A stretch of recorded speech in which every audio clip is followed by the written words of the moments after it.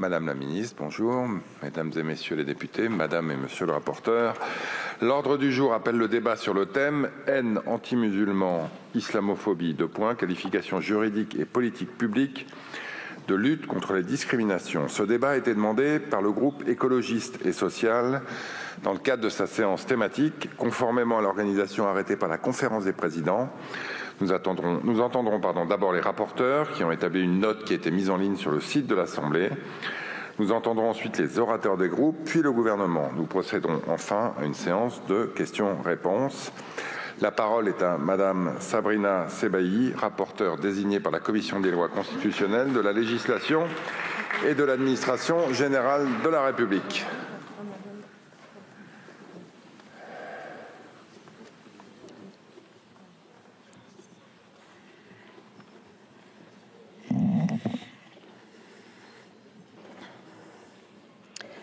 Monsieur le Président, Madame la Ministre, chers collègues, dans notre pays, les musulmans sont responsables de tous les maux, dit-on dans les médias, même de la pénurie d'œufs pendant le ramadan. C'était l'huile l'année dernière, ce sera peut-être le beurre l'année prochaine. Ces polémiques contre nos concitoyens musulmans durent depuis des années. Et pourtant, pour la première fois dans notre histoire, nous allons débattre de l'islamophobie dans notre hémicycle. C'est une victoire qui laisse un goût amer, celui d'une absence totale de volonté politique, ou plutôt celui d'une volonté assumée de masquer cette réalité qui touche pourtant plus de 5 millions de nos concitoyens, des Français de papier comme diraient certains. On peut d'ailleurs supposer que c'est la pensée profonde du ministre de l'Intérieur lorsqu'il affirme que certains de nos compatriotes régressent vers leurs origines ethniques. Je vous laisse méditer sur le terme « régresser ». Avec mes collègues co-rapporteurs que je salue, nous avons mené un travail de fond qui ne saurait souffrir d'aucune caricature. Nous avons auditionné une trentaine de personnes et organisations, dont la plateforme X et les médias, à l'exception de CNews, qui n'a pas souhaité répondre. De ces heures d'audition émerge un fait implacable.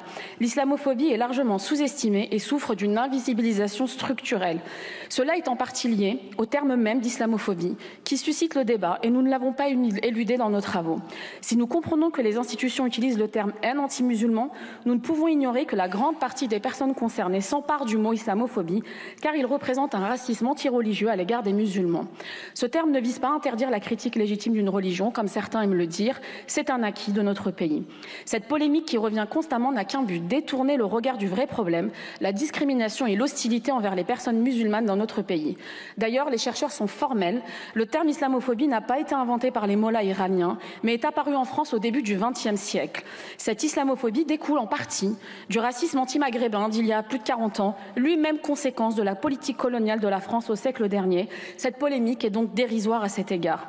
En France, les Maghrébins sont ainsi perçus comme musulmans, voire potentiellement intégristes. Et s'ils ont le malheur de porter un voile ou une barbe, ils peuvent être perçus comme de potentiels terroristes. Ce continuum qui vient tout brouiller est précisément le récit qui progresse depuis des décennies. Une prétendue incompatibilité civilisationnelle permise par une essentialisation à outrance et des amalgames dangereux.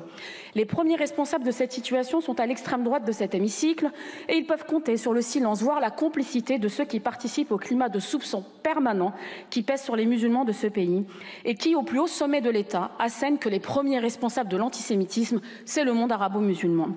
Je pense aussi au ministre de l'Intérieur et des Cultes qui n'a pas daigné se rendre à l'iftar de la Grande Mosquée de Paris sous couvert de laïcité. Mais aucun problème à la messe, flagrante discrimination et détestation, même plus dissimulée de l'islam. Collègues du centre et de la droite jadis républicaine, je vous le dis, les Français préféreront toujours l'original à la copie. Les propos islamophobes des politiques et des éditorialistes sont relayés jour et nuit par des médias détenus par une poignée de milliardaires. Ainsi, sur CNews, en 2023, plus de 335 jours sur 365, les bandeaux parlaient d'islam ou d'immigration. Ces propos sont repris en boucle sur les réseaux sociaux qui échappent à toute règle de modération des contenus haineux. L'islamophobie est d'ailleurs devenue l'objet d'une obsession législative, en témoigne le dernier texte en date visant à interdire le port du voile dans le sport. Une certaine forme de laïcité est désormais utilisée à des fins islamophobes. Une laïcité qui n'émancipe plus, qui étrique les citoyens dans un rapport paternaliste, particulièrement envers les femmes musulmanes. Une laïcité qui n'est plus un grand principe, mais un ensemble de valeurs dont les contours évoluent au gré des polémiques initiées par l'extrême droite. Enfin, une laïcité qui a été instrumentalisée dans le cadre de la loi séparatisme et qui aujourd'hui renforce la suspicion à l'endroit d'associations, les empêchant même de trouver banque et assureurs. Cette nouvelle laïcité, elle renforce l'islamophobie. Ce n'est pas l'islam qui menace les libertés individuelles, c'est l'islamophobie. On ne peut plus être arabe et porter une barbe à la télévision, ni porter un voile sur un terrain de basket, et bientôt même dans la rue. Demain, on ne pourra même plus scolariser ses enfants dans un établissement privé musulman. Le cas de l'école Al-Kindi est à ce titre emblématique quand on voit les Betaram et Stanislas qui continuent à broyer les élèves en toute impunité. In fine, ce sont les musulmans que l'on souhaite faire disparaître de l'espace public au nom du principe de laïcité. Ces injonctions à l'invisibilité ne peuvent mener fatalement qu'à un repli sur soi. Et c'est précisément là que peut se trouver l'entrisme dont vous parlez. En fracturant notre société, c'est vous qui êtes le terreau fertile du séparatisme.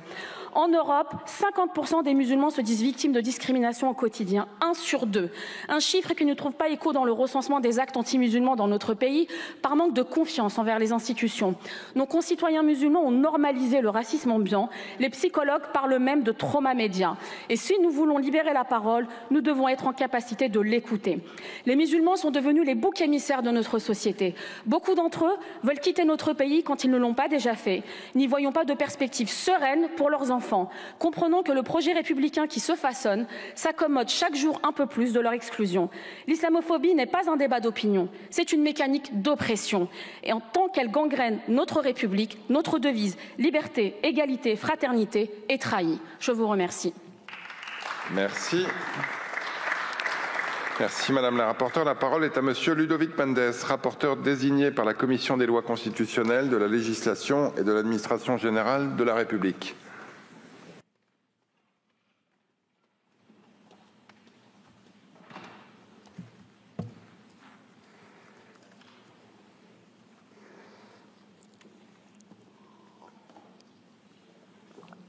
Monsieur le Président, mes chers collègues, un gouffre existe entre les chiffres des actes anti-musulmans publiés par le ministère de l'Intérieur au début de l'année et le vécu des Français de confession musulmane en France. Non seulement ces chiffres sont sous-estimés en raison de la sous-déclaration des infractions à caractère anti-musulman, sur laquelle s'accordent tous les acteurs que nous avons auditionnés, y compris le ministère de l'Intérieur lui-même, mais ils échouent aussi à rendre compte d'une forme d'islamophobie d'ambiance qui existe et se renforce dans notre société.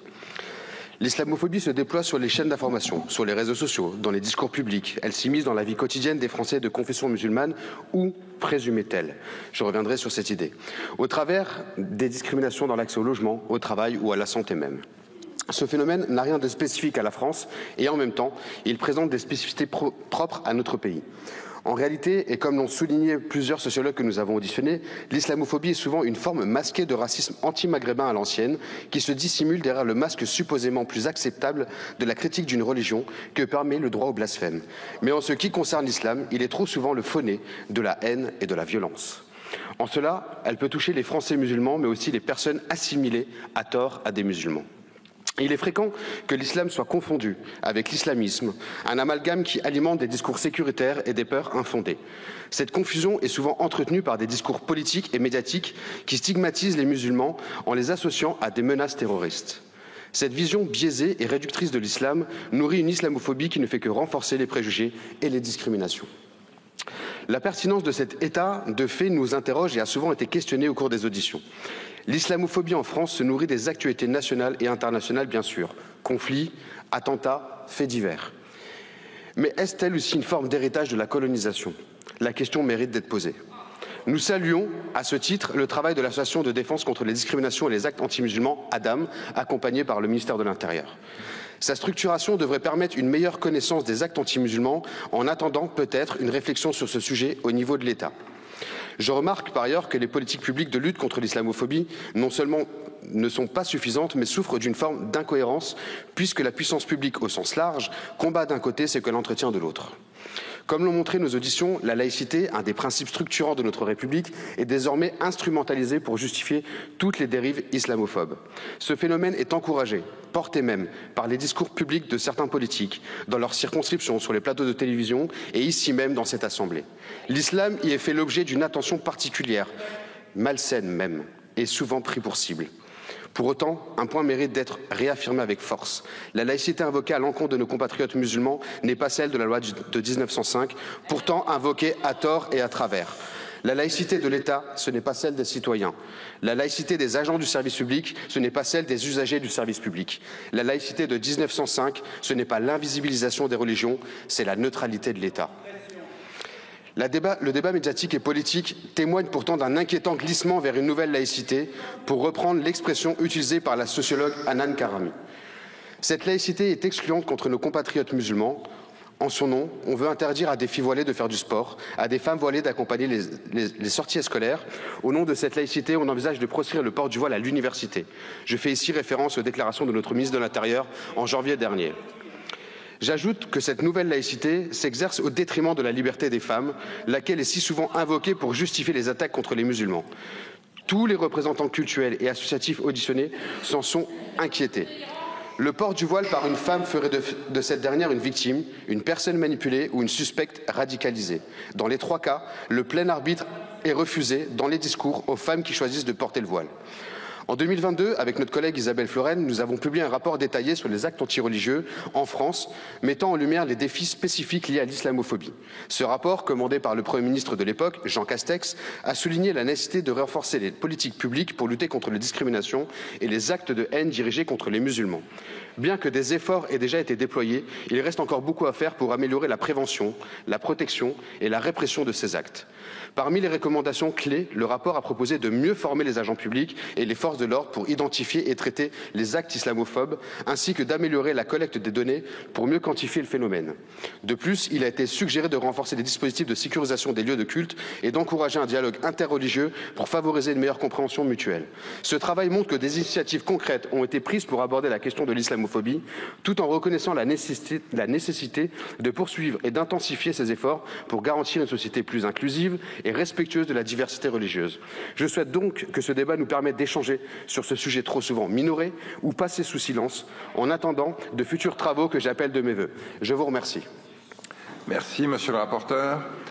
La parole est à madame Marietta Karamanli, rapporteure désignée par la Commission des lois constitutionnelles, de la législation et de l'administration générale de la République. Merci, Monsieur le Président, chers collègues, Madame la Ministre, chers collègues rapporteurs, chers collègues présents ici, ce thème, le thème d'islamophobie, anti-musulman, qualification juridique, politique publique, de lutte contre ces discriminations, vous le comprenez déjà, c'est un thème important, une évaluation thématique d'ailleurs qui me semble c'est un sujet qui montre bien la sensibilité et la complexité. Il est parce que la seule domination du sujet renvoie à des questions difficiles et parfois, je dirais, controversées, voire instrumentalisées. Tous les trois rapporteurs, nous avons apporté à la note qui sert de point de départ à notre séance nos réflexions et expériences différentes et je pense complémentaires. Trois idées me semblent importantes. Il faut d'abord qualifier et quantifier le phénomène pour le connaître et le reconnaître. S'agissant de la qualification pertinente, le Conseil de l'Europe, l'Union européenne, le SCE se sont saisis justement du sujet dans la perspective de le traiter à la fois comme une composante d'un discours de haine et d'intolérance, mais avec aussi ses spécificités. La définition renvoie à une peur et à des actes de discrimination ou de violence contre des institutions ou des individus en raison de leur appartenance réelle ou supposée à l'islam. Le terme même mêle racisme, haine, discours antireligieux, discrimination et intolérance. Et il y a aussi donc une dimension raciste qui peut être cachée, être plus, je dirais, facilement assumée par ceux qui disent lutter contre les dérives d'un islam extrême. À titre personnel, je considère qu'il s'agit en premier lieu d'une hostilité à l'égard des musulmans. Il nous faut éviter à la fois le déni et l'instrumentalisation l'un alimentant d'ailleurs l'autre. Et si le phénomène peut être justement qualifié dans ses différentes dimensions, il doit être aussi suivi en termes de données. Et ces données ne doivent pas faire l'impasse sur le ressenti d'une communauté attachée dans sa très grande majorité à notre pays, à son pays, qu'est la France, même si nos compatriotes ont aussi des racines culturelles ailleurs. Il faut aussi avoir conscience du contexte national et européen. En Europe occidentale et en France, la religion traditions traditionnelles liées à l'Église s'effritent, tandis que l'athéisme et la pluralité religieuse dynamisée par des migrations augmentent. Donc la deuxième idée est que nous devons aussi être attentifs à ce que la norme soit perçue comme étant la même pour tous nos compatriotes et celles et ceux qui y résident temporairement, quelle que soit leur religion. Le soupçon d'une loi serait d'une application plus restrictive à l'égard d'une partie de notre communauté à raison de ses croyances est insupportable. Et pour ne prendre que cet exemple, le contrôle des établissements d'enseignement privé doit être exemplaire. Je considère que l'annonce par le gouvernement de plus de contrôle plus fréquent sur les établissements privés, quelle que soit la religion qui les anime ou quel que soit leur caractère propre, c'est une bonne annonce et je dirais qu'elle doit être suivie d'actes. Par ailleurs, la note insiste aussi sur l'importance de réexaminer la loi en fonction de ses effets évalués. Et plusieurs dispositifs juridiques sont examinés et leur amélioration proposée, par exemple la répression de la discrimination, la haine en ligne, le dépôt de plainte. Elle reprend aussi l'idée selon laquelle l'éducation doit aussi être en premier lieu d'une politique publique. L'école, via les programmes d'éducation civique ou d'histoire et les médias, via la formation des journalistes et les programmes diffusés, doit être en première ligne pour y contribuer. Nous insistons aussi sur le fait que si ces dispositifs sont utiles pour traiter de tel ou tel aspect de la protection des personnes croyantes, ils ne doivent pas être aussi les dispositifs isolés, mais bien s'articuler entre eux. Selon moi, la lutte contre l'islamophobie ne suppose pas forcément la création de nouveaux outils ou cadres. Elle nécessite à coup sûr une mise en œuvre diligente des outils et cadres existants. Et au plan international, existent des références comme le plan d'action de Rabat qui vise à répondre aux discours de haine dans le respect des normes en matière de droits de l'homme. Il y a aussi le plan d'action du processus d'Istanbul, élaboré il y a plus de 10 ans pour renforcer la résistance de la société de la haine et promouvoir l'inclusion. Existent aussi des outils pédagogiques élaborés par l'UNESCO et le Haut Commissariat aux droits de l'homme particulièrement pertinents. Et au plan national, les dispositions légales existent pour combattre l'hostilité contre les musulmans à raison de leurs croyances. Il faut donc les mobiliser.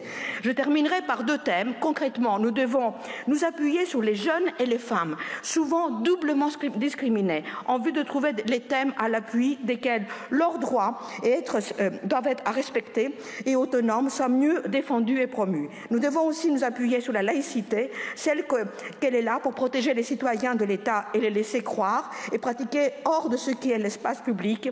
Celles-ci peuvent exister, mais n'ont pas prétention à régir d'une façon ou d'une autre la vie collective. Donc,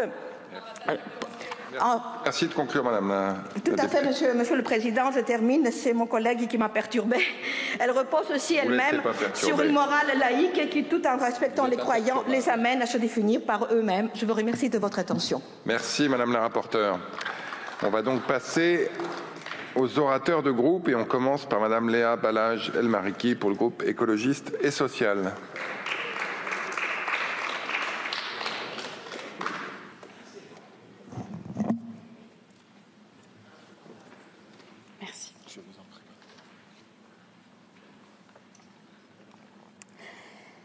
Monsieur le Président, Madame la Ministre, Mesdames et Monsieur le rapporteur, chers collègues, être musulman en France ne devrait pas être une épreuve. Cela devrait être tout simplement une manière d'être, parmi tant d'autres, d'être citoyen, d'habiter la République, d'aimer ce pays, d'y contribuer, d'y élever ses enfants.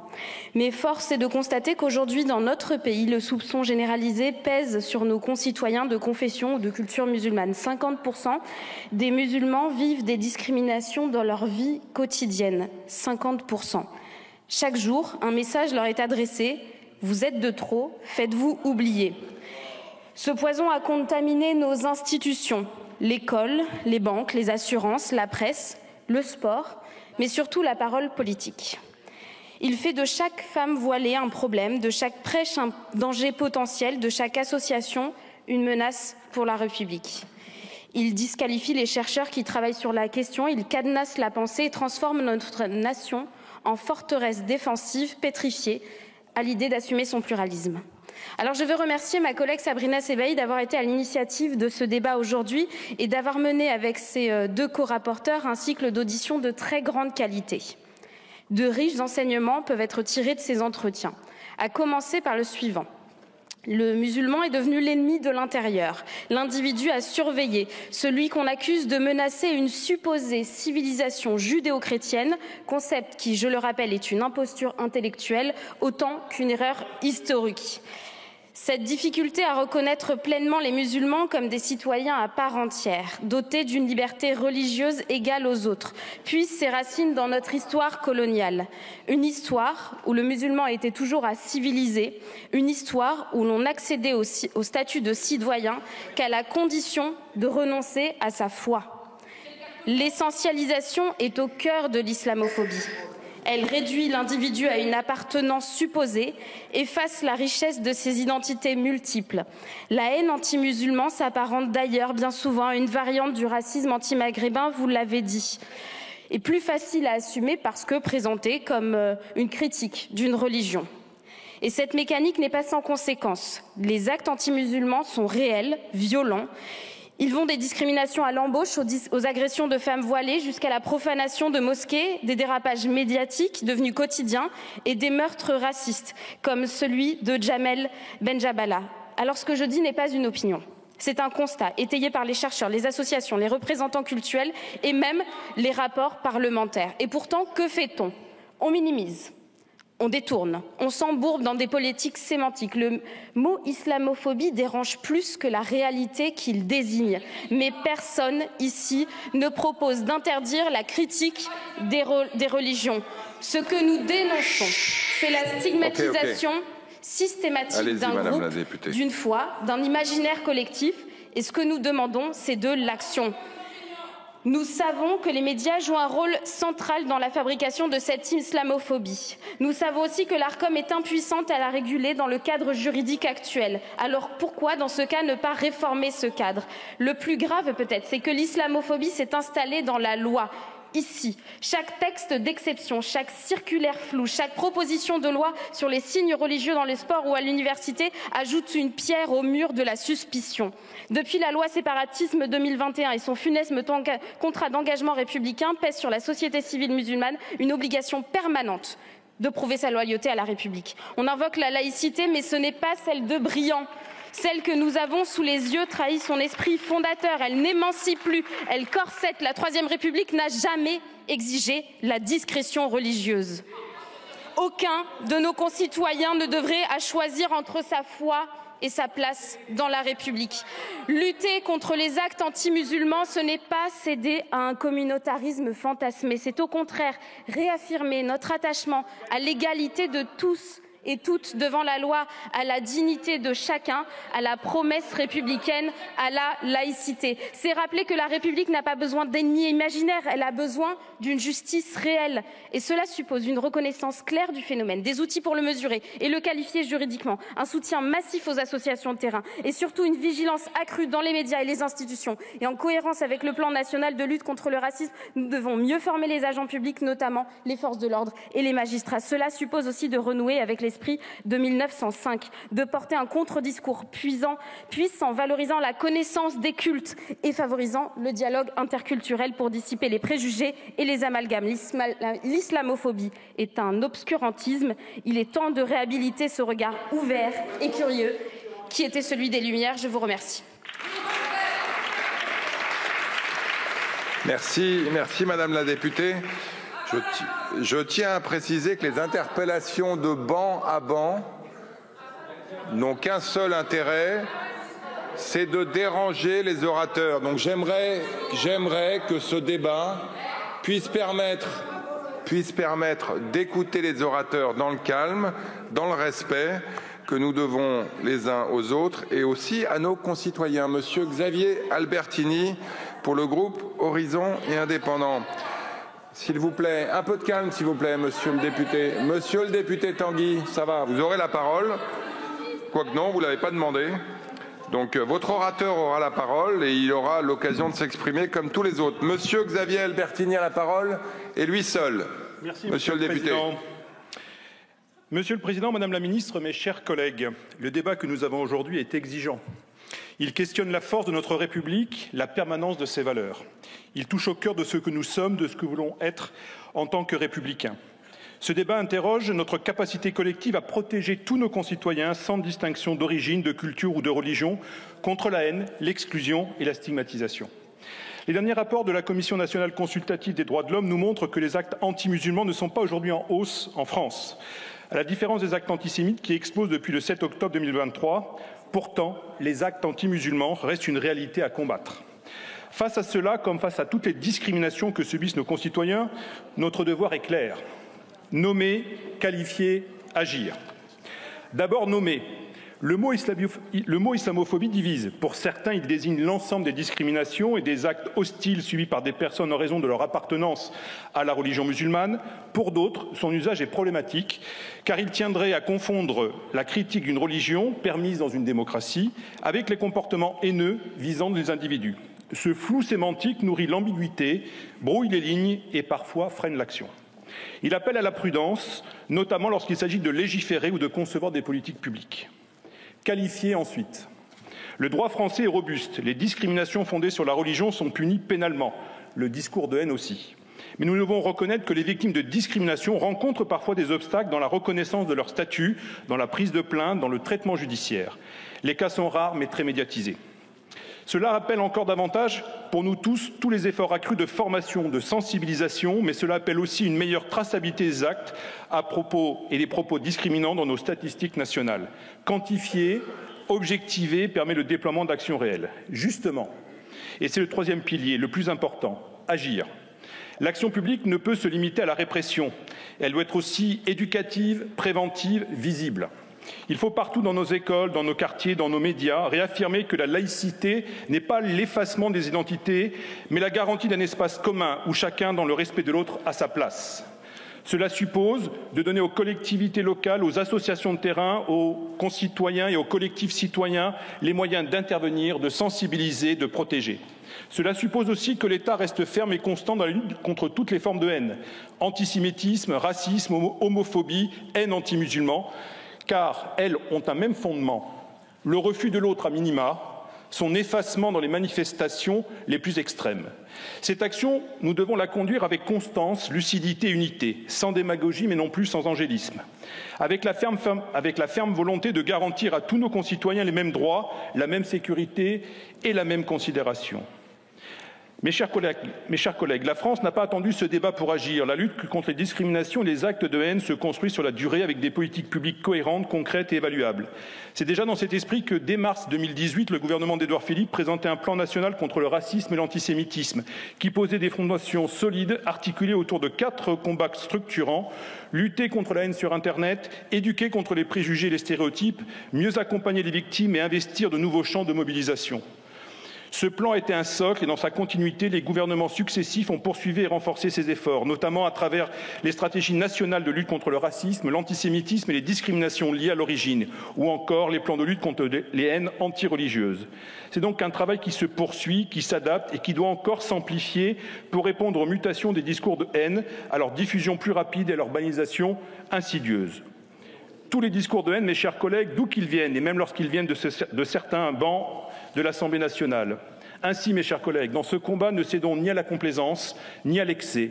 Ne tombons ni dans le déni, ni dans la surenchère. Car chaque citoyen français ou habitant en France doit se sentir protégé dans sa dignité, dans son identité, dans sa foi. Et c'est ainsi qu'il sera un citoyen qui croit davantage à la République. En fait, et tout simplement, mes chers collègues, soyons lucides, déterminés et soyons simplement républicains. Je vous remercie. Merci.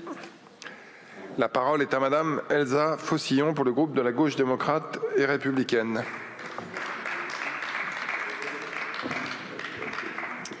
Merci Monsieur le Président, Madame la Ministre, Madame la Rapporteure. Il y a un an, alors que l'extrême droite menaçait de s'imposer aux législatives, j'ai vu de la peur, de la colère et même de l'angoisse qui pesait sur le quotidien de nombreux citoyens et en particulier celles et ceux frappés par le racisme, par l'antisémitisme et par l'islamophobie. Peu après les élections, de nombreuses personnes d'ailleurs de confession musulmane m'ont parlé d'un vote de survie face à un climat islamophobe qui empoisonne leur quotidien. En fait, ils aimeraient tellement qu'on parle d'autre chose, du droit au logement par exemple, des profs en nombre suffisant dans les écoles pas du voile que portent les accompagnatrices scolaires, du prix des aliments qui ne cesse d'augmenter, pas de l'huile qui manquerait à cause du Ramadan. Et pour tous ceux avec qui j'ai échangé, musulmanes et musulmans, mais aussi ceux qui se tiennent à leur côté ou ceux qui sont considérés comme musulmans tout simplement parce que maghrébins, ils vivent bien souvent les attaques comme un océan d'hostilité et l'atmosphère devient suffocante. Ils veulent vivre leur confession dans le respect. C'est une part seulement de leur être, pas tout leur être, et c'est une part qui est intime. L'islamophobie, vous l'avez dit, Madame la rapporteure, est une oppression qui vise les musulmanes et les musulmans et celles et ceux qui sont perçus comme tels en les enfermant dans une identité figée. Ancrés dans l'histoire coloniale européenne, les préjugés nourrissent l'illusion d'une incompatibilité entre l'islam et les valeurs européennes, agitant le spectre d'une prétendue islamisation sur lequel prospèrent les mouvements d'extrême droite racistes et xénophobes. Et faut-il encore le rappeler, les musulmans et les musulmanes sont les premières victimes de l'obscurantisme et de la violence de l'islamisme. L'islamophobie a des conséquences bien réelles pour nos concitoyens musulmans. Près de la moitié des musulmans vivant dans l'Union européenne déclarent subir des discriminations au quotidien. Dans notre pays, depuis mai 2017, au moins 77 attaques ont visé des mosquées. Parmi elles, je pense à l'attaque tragique contre la mosquée de Bayonne, où Claude Cinquet, ancien candidat du Rassemblement national, a tenté d'incendier le lieu de culte avant d'ouvrir le feu, blessant grièvement des personnes. Selon le ministère de l'Intérieur, 173 actes anti-musulmans ont été recensés en 2024. Mais ce chiffre, comme le révèle le rapport introductif, est bien en deçà de la réalité, car ne sont comptabilisés que ceux signalés aux autorités. Et face à une islamophobie systémique, combien osent encore franchir la porte d'un commissariat? Combien sont assurés qu'ils vont être crus? Ces chiffres illustrent donc bien la difficulté à recenser ces actes et l'initiative de l'Association de défense contre les discriminations et les actes anti-musulmans devrait, je le souhaite, nous permettre d'obtenir une radiographie plus précise. Ce qui est sûr en revanche, c'est que les femmes sont touchées de manière disproportionnée par l'islamophobie. D'après le collectif Nous Toutes, elles sont la cible de 75% des agressions. Dans le discours public depuis des années, les femmes musulmanes, particulièrement celles qui portent le voile, sont la cible de discours violents. Chaque recoin de la société devient un prétexte pour restreindre un peu plus la liberté des femmes musulmanes, sous couvert bien sûr toujours d'une laïcité dévoyée en outil d'exclusion. Je pense en 2015 à M. Ciotti qui proposait l'interdiction du voile à l'université, soutenu par Manuel Valls en 2016. Michel Barnier et Bruno Retailleau allaient plus loin, appelant à bannir le voile jusque dans l'espace public, reprenant la rhétorique du Rassemblement national. Et je pense évidemment à M. Odoul qui n'a rien trouvé de mieux que de chercher à humilier une femme qui venait assister à un conseil régional, et il le fait devant son enfant. Derrière ces attaques, il y a une vieille logique coloniale qui refait surface, celle qui hier prétendait libérer les femmes en leur arrachant leur voile en Algérie. Une domination d'hier qui se perpétue aujourd'hui sous d'autres formes, celle de lois islamophobes. Quand les femmes veulent se libérer, elles le font elles-mêmes et nous les soutenons. Ce lundi, le ministre des Outre-mer déclarait « La haine des Juifs vient essentiellement du monde arabo-musulman en France comme ailleurs ». Comment autrement organiser la guerre des religions plutôt que la rencontre et le dialogue qui sont si essentiels? Il ne fait là que renforcer le mythe d'un nouvel antisémitisme prétendument importé par l'immigration et l'islam, tout cela au service de l'extrême droite et de sa normalisation. Pourtant, combattre le racisme, l'antisémitisme et l'islamophobie, c'est refuser toutes leurs formes sans hiérarchie ni instrumentalisation. Je vois que je vais devoir bientôt terminer. Je veux dire que face à toutes les attaques et l'oppression que subissent les musulmans et les musulmanes, nous avons besoin de reconstruire des digues pour résister à cette hégémonie culturelle qui cherche à faire des Français de confession musulmane ou qui résident sur notre territoire un ennemi de l'intérieur. Ça suffit et j'espère réellement que ce rapport est un premier pas nécessaire pour cela. Je vous remercie. Merci. Merci Madame la députée. La parole est à Monsieur Olivier Fessa pour le groupe UDR. Merci Monsieur le Président, Madame la Ministre, chers collègues. Le discours de nos collègues d'extrême gauche est complètement dangereux et irresponsable. Vous creusez les divisions dans notre pays pour cultiver une rente électorale auprès d'une communauté. En faisant croire à une haine anti-musulmane en France, vous manipulez cette communauté. En faisant croire à cette prétendue haine, vous montez les Français les uns contre les autres et vous voulez faire croire aux musulmans de France qu'ils seraient des sous-citoyens et les enfants maltraités de la République. Le tout sur fond de forte émotion autour de Gaza. En somme, vous jouez avec les allumettes au-dessus d'une piscine de kérosène. Vous rêvez de tension dans la société, nous rêvons d'unité républicaine. Tout ça pour 173 actes anti-musulmans par an. Un acte anti-religieux est un acte de trop, mais tout de même, prenez conscience de l'échelle des périls. On recense en 2024 1600 actes antisémites, 1000 actes anti-chrétiens, 173 actes anti-musulmans, en baisse de 30% par rapport à l'année précédente. Dans le palmarès de la haine, nous débattons aujourd'hui du troisième problème en termes de grandeur, mais du premier selon le ressenti de la gauche, ou plutôt selon sa décision. Mon propos n'est bien évidemment pas de nuancer la gravité des actes islamophobes. Nous condamnons strictement et sans la moindre ambiguïté ni réserve toute agression visant une personne en raison de ses convictions religieuses et quelle que soit sa religion. La République protège les croyants comme ceux qui ne croient pas. Nous savons que l'extrême gauche lance ce sujet pour flatter une communauté et s'attirer ses bonnes grâces électorales. Les ouvriers et les salariés vous ont abandonné pour le bloc patriote. Vous voulez devenir le parti des minorités et faites de l'électorat musulman votre priorité. Votre parti, c'est celui du communautarisme. Le nôtre, avec Éric Ciotti et Marine Le Pen, celui de la République. Alors parlons d'islamophobie. Les agressions à l'encontre des religions sont essentiellement motivées par la haine. Dans toutes ses formes, la haine n'est que l'expression violente d'une conjugaison de bêtises, de méchanceté et d'ignorance. Mais je suis convaincu que les rares agressions contre les musulmans sont aussi nourries par une peur rationnelle de l'islamisme. Bien évidemment, ce constat ne saurait en aucun cas justifier la moindre clémence à l'égard de ces comportements que nous condamnons sans réserve, je le redis ici. Nous devons donc nous demander si ces peurs sont des phobies ou si elles sont rationnelles. Je rappellerai qu'une phobie est un trouble anxieux où l'angoisse se focalise sur un objet, une situation ou une activité précise qui ne la justifie pas. Et qu'est-ce qui alimente l'islamophobie ? Les nombreux attentats terribles commis en France par l'islamisme et son totalitarisme, la présence croissante dans l'espace public des signes de cet islam radical, le burkini, le hijab, la montée de l'antisémitisme dans une partie de la communauté arabo-musulmane, ce qu'a rappelé Manuel Valls, le comportement de certains musulmans extrémistes qui sont ouvertement en conflit avec notre culture, nos mœurs et notre mode de vie. Enfin, à l'international, les privations de liberté dans des pays dirigés par un pouvoir islamiste et le sort réservé par l'islam radical aux minorités persécutées. De nombreux Français ont donc effectivement peur de l'islam, à tort ou à raison, mais en pleine conscience et à travers des réalités concrètes.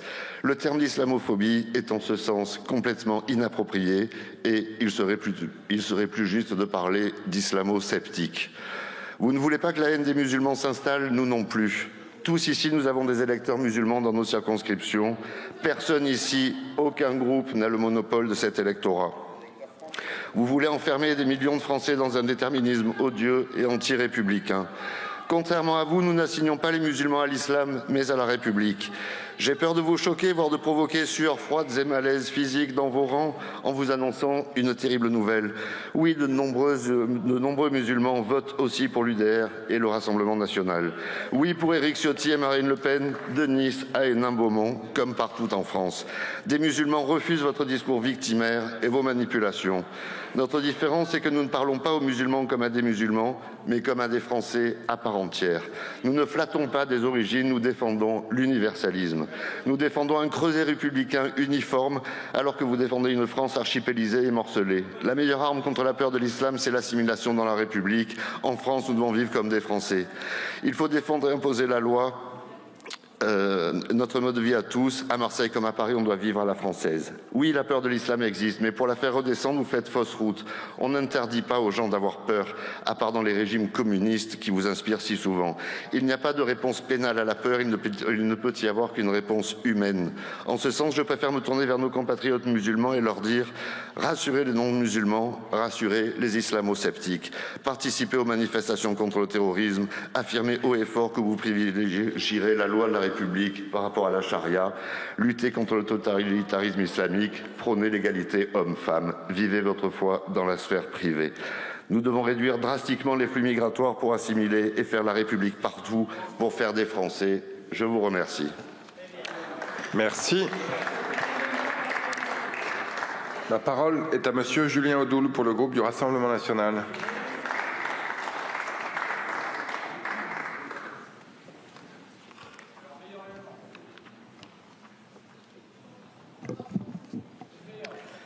Monsieur le Président, Madame la Ministre, mes chers collègues, ce débat ne devrait pas avoir lieu parce que le mot islamophobie n'a aucune réalité juridique, sociale, historique. Il n'existe pas.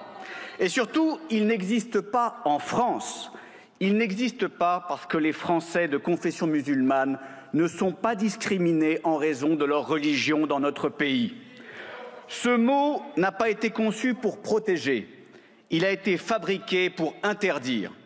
Interdire la critique, interdire la contestation de l'islam politique, interdire le blasphème. Chers collègues, ce mot tue. Il tue la liberté, il tue la pensée, il tue ceux qui refusent de se soumettre comme Samuel Paty ou la rédaction de Charlie Hebdo. L'islamophobie met une cible dans le dos à tous ceux qui osent défier l'idéologie islamiste. De la jeune Mila à l'imam Chalgoumi, en passant par tous les professeurs de la République qui font respecter la laïcité. Aujourd'hui, une voix courageuse se fait entendre, celle de Mayar Monchipour, ex-champion de boxe franco-iranien. Il a dit non. Non au voile dans le sport, non à l'effacement des femmes, non à la lâcheté ambiante, non aux idiots utiles de l'islam politique. Depuis 48 heures, c'est un déversement de haine qu'il reçoit sur les réseaux sociaux avec un triptyque caractéristique, facho, traître, islamophobe. Je veux ici saluer et remercier Mayar Monchipour, cet homme, ce résistant qui a rappelé une vérité qui ne devrait plus faire débat en France. Le voile est l'étendard des frères musulmans. Si le voile est la bannière de l'islam politique, l'islamophobie est son cheval de Troie. C'est une arme idéologique forgée par les frères musulmans, promue par le soft power islamiste et diffusée jusque dans les recommandations du Conseil de l'Europe et dans les directives de l'ONU. Le soft power islamiste vise à instrumentaliser la compassion, à détourner la mémoire, à manipuler les institutions et à imposer dans le débat public une novlangue. Des officines comme le FEMISO, l'EMISCO ou le CCIE, émanation du CCIF dissous chez nous, reçoivent des subventions et organisent des conférences avec des élus LFI. Ces mouvances diffusent leurs récits dans les écoles, les médias, les collectivités. À Strasbourg, à Rennes, à Grenoble, les Verts autorisent le burkini et les succursales du CCIF avec l'argent public. Si les islamistes nous infiltrent, c'est parce que certains partis politiques islamo-gauchistes ont fait le choix de la collaboration. Aujourd'hui, les Verts défendent moins la nature que l'environnement islamiste. Comment osez-vous donner des leçons de tolérance et d'inclusion quand vous invitez à vos universités d'été le rapport Médine, islamiste, antisémite, sexiste, homophobe? Quel palmarès et quelle honte! Marine Tondelier, elle, préfère embrasser le terroriste Salah Hamouri lors d'une manifestation, quand Sandrine Rousseau considère que le voile islamique est un embellissement de la femme. Ces féministes en carton recyclé versent de grosses larmes sur le sort des femmes en Iran ou en Afghanistan et en même temps font la promotion du dress code islamique en France. 67% des jeunes salariés disent faire face à des faits religieux au travail. On refuse de s'asseoir à côté d'une femme, on réclame des salles de prière, on exige des passe-droits. Voilà le véritable séparatisme dont vous êtes les complices. Soyons très clairs, personne ne rejette les Français de confession musulmane. Aucun parti et sûrement pas le Rassemblement national. Mayotte, département français où nos compatriotes de confession musulmane représentent 95% de la population, a voté à 60% pour Marine Le Pen. Chaque année, entre 400 000 et 500 000 étrangers venus majoritairement de pays musulmans rejoignent la France. Où est la haine? Où est le rejet? Il n'y en a pas. Ce que nous rejetons en revanche, ce que la majorité des Français de confession musulmane rejettent, c'est l'islamisme et toutes ses composantes mortifères, le salafisme, le frérisme, le tabligh. Tous ceux qui veulent remplacer notre constitution par la charia, tous ceux qui utilisent la religion comme instrument de conquête. Pour des raisons électoralistes, l'extrême gauche crée un amalgame intolérable entre les musulmans et les islamistes. L'urgence et ce qui devrait tous nous rassembler au-delà des divergences, c'est la lutte acharnée contre l'islamisme. À ce titre, nous avons entendu le ministre de l'Intérieur qui semble avoir des éléments précis sur la dangerosité des frères musulmans. Marine Le Pen et le RN alertent sur cette menace depuis de longues années. Qu'attend le gouvernement pour interdire cette organisation totalitaire qui étend ses tentacules partout sur le territoire national et jusqu'au cœur de la mosquée de Paris? Dans ce combat vital pour la République, faire semblant est une trahison, se payer de mots est une capitulation. Au Rassemblement national, nous sommes les défenseurs d'une certaine idée de la France, une République laïque, libre, fière de ses valeurs, une République qui refuse le passage à l'heure islamiste.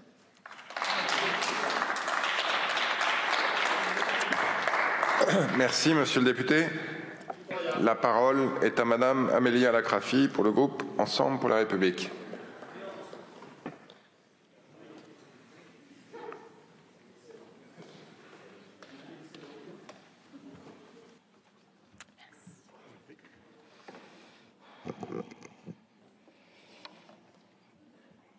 Madame la ministre, mes chers collègues, on ne va pas taire les choses et c'est vrai que beaucoup d'entre vous ne les ont pas tues. Notre pays connaît une montée de l'intolérance, une réactivation des tensions dites communautaires sur fond de crise au Proche-Orient.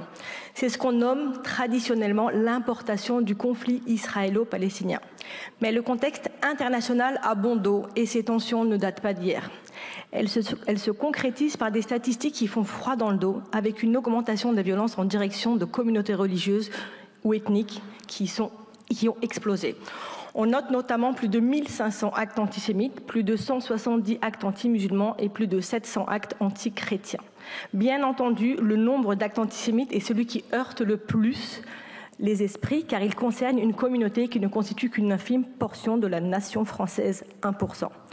Je ne peux hélas pas nier le fait que, dans de nombreux faits divers, beaucoup des auteurs de ces violences sont des musulmans, manipulés par ce qu'ils voient sur les réseaux sociaux et à la télévision et par l'instrumentalisation d'une situation dramatique à 4000 km de chez nous.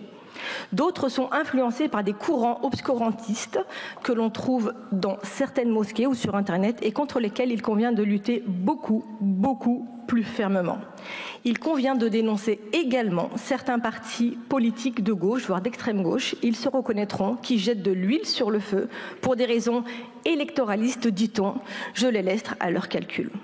Mais je constate également le flot d'insanité et de haine qui ressurgit à chaque drame ou même à chaque incident dans lequel est impliqué un musulman, à chaque nouvel épisode de cette interminable polémique sur le voile ou bien à chaque nouveau différend avec un pays du sud de la Méditerranée.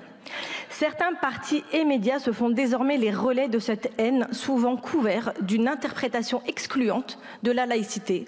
Et bien souvent, ils utilisent la triste augmentation des actes antisémites pour cibler, à mots couverts, mais le message est clair, les Français de confession musulmane.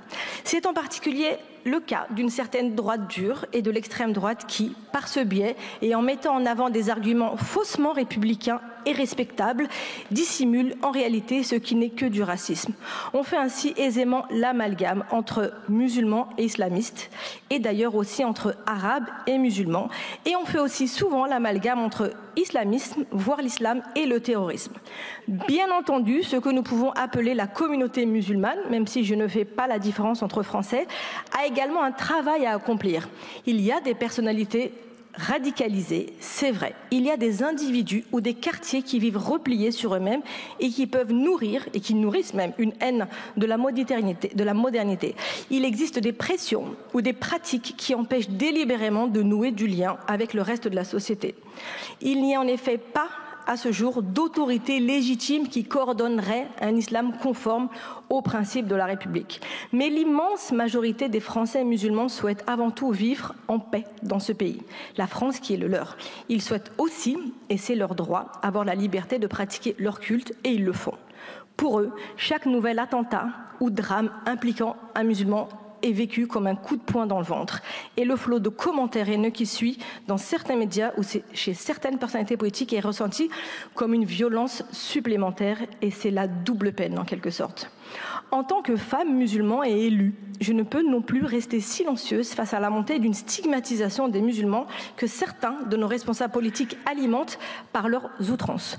Quand on associe l'antisémitisme au monde arabo-musulman sans nuance, quand on pointe des pratiques religieuses banales comme des menaces, on ne cible pas seulement l'islamisme, on me vise moi et des millions de Français stigmatisés. Ces amalgames ne sont pas seulement des maladresses, ils sont des conséquences et de mon point de vue, ils trahissent notre promesse républicaine d'égalité. Nous devons à l'inverse bâtir une parole publique qui nous élève et pas qui nous divise. Je vous remercie. Merci Madame la députée. La parole est à Monsieur Sébastien Delogu pour la France Insoumise, Nouveau Front Populaire.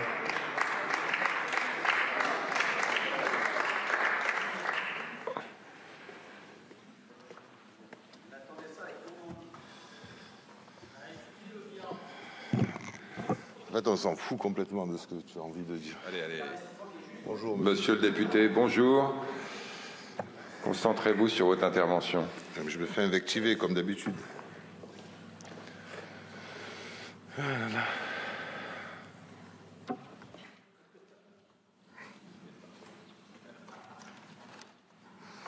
C'est bien parce que tu as beau faire des photos de charme, tu ressembles à rien en fait. C'est ça ton problème. Allez, allez, allez.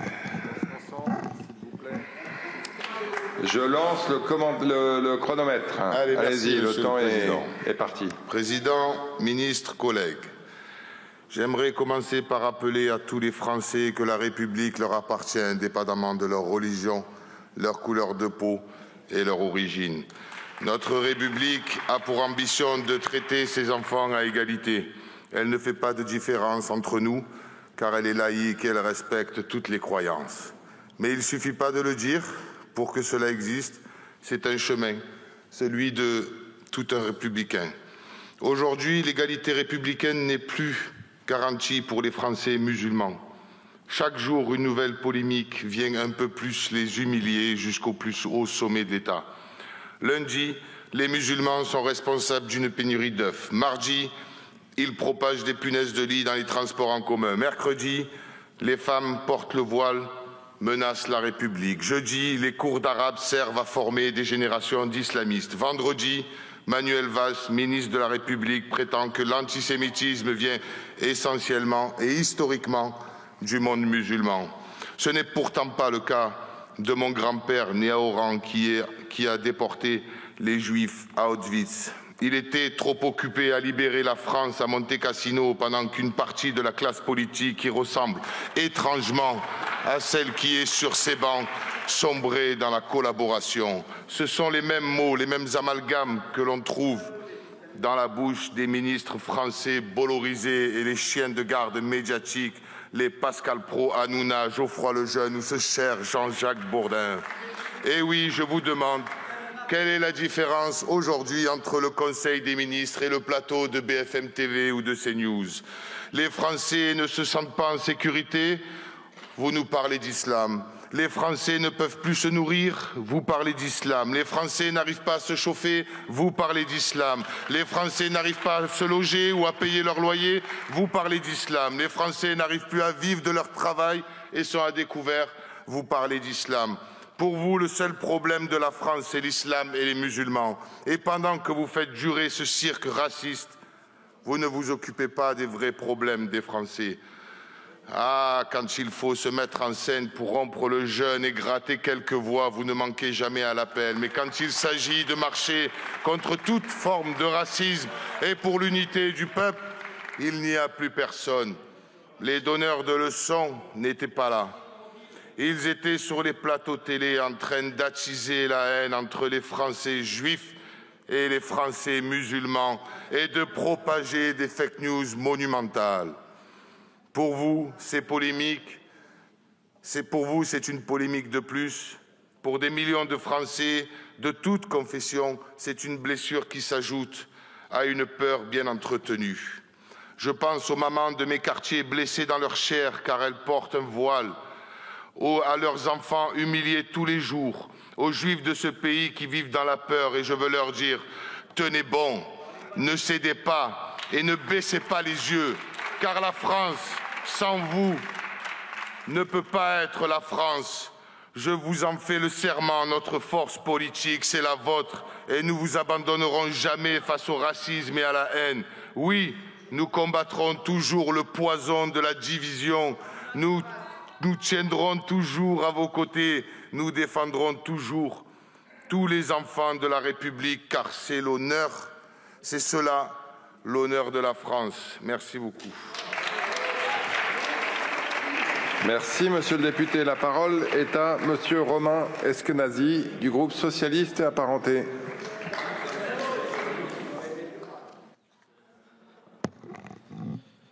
Monsieur le Président, Madame la Ministre, Mesdames et Messieurs les rapporteurs, chers collègues.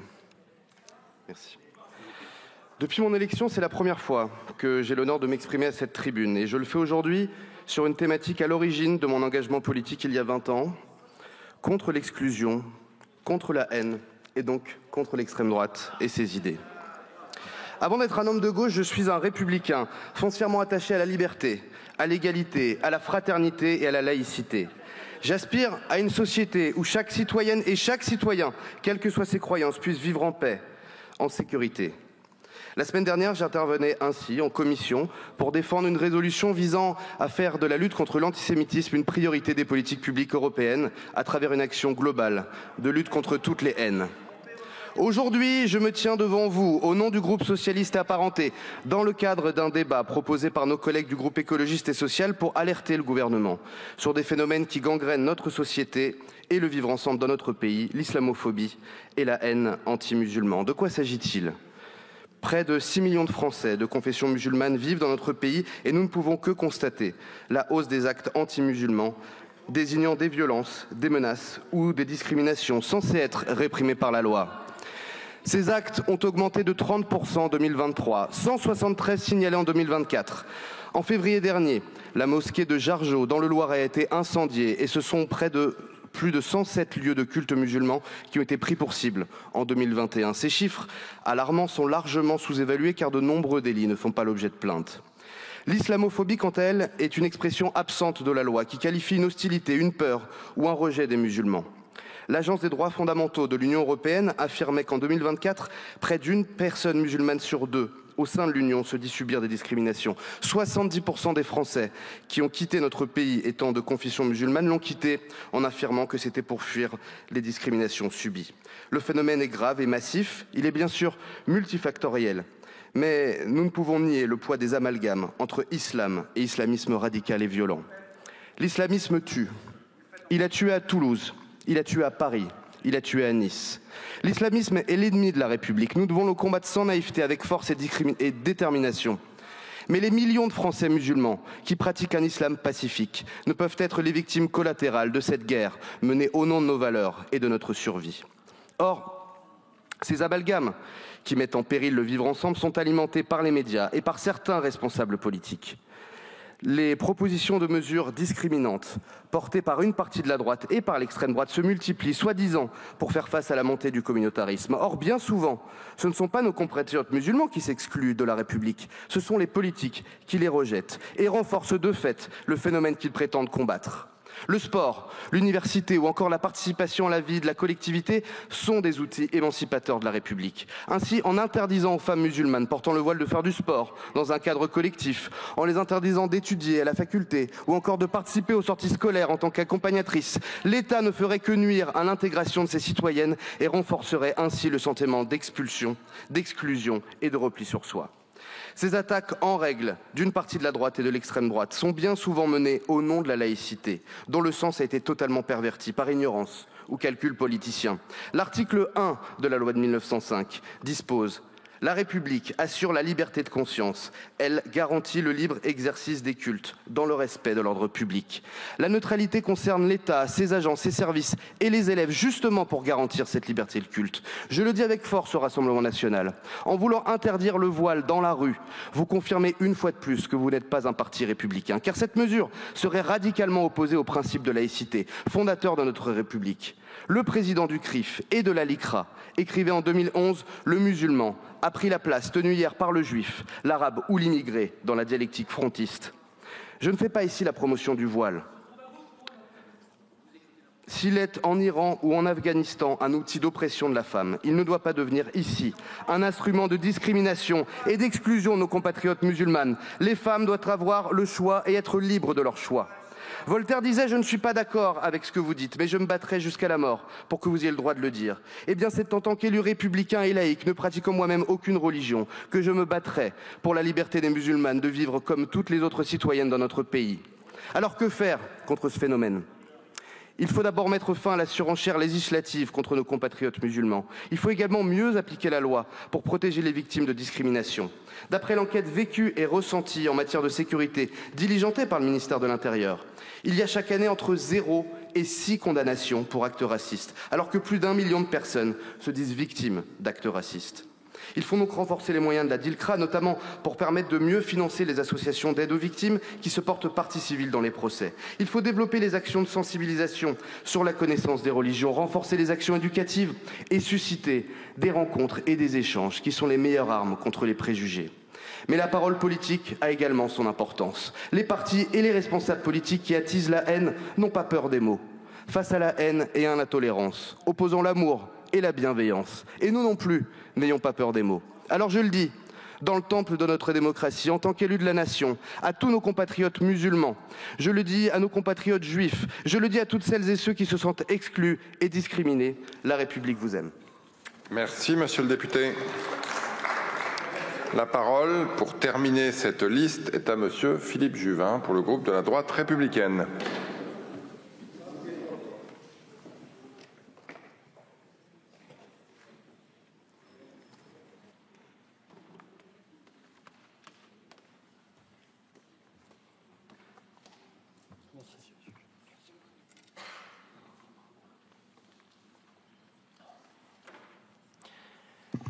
Monsieur le Président, Madame la Ministre, mes chers collègues, non, la France n'est pas islamophobe.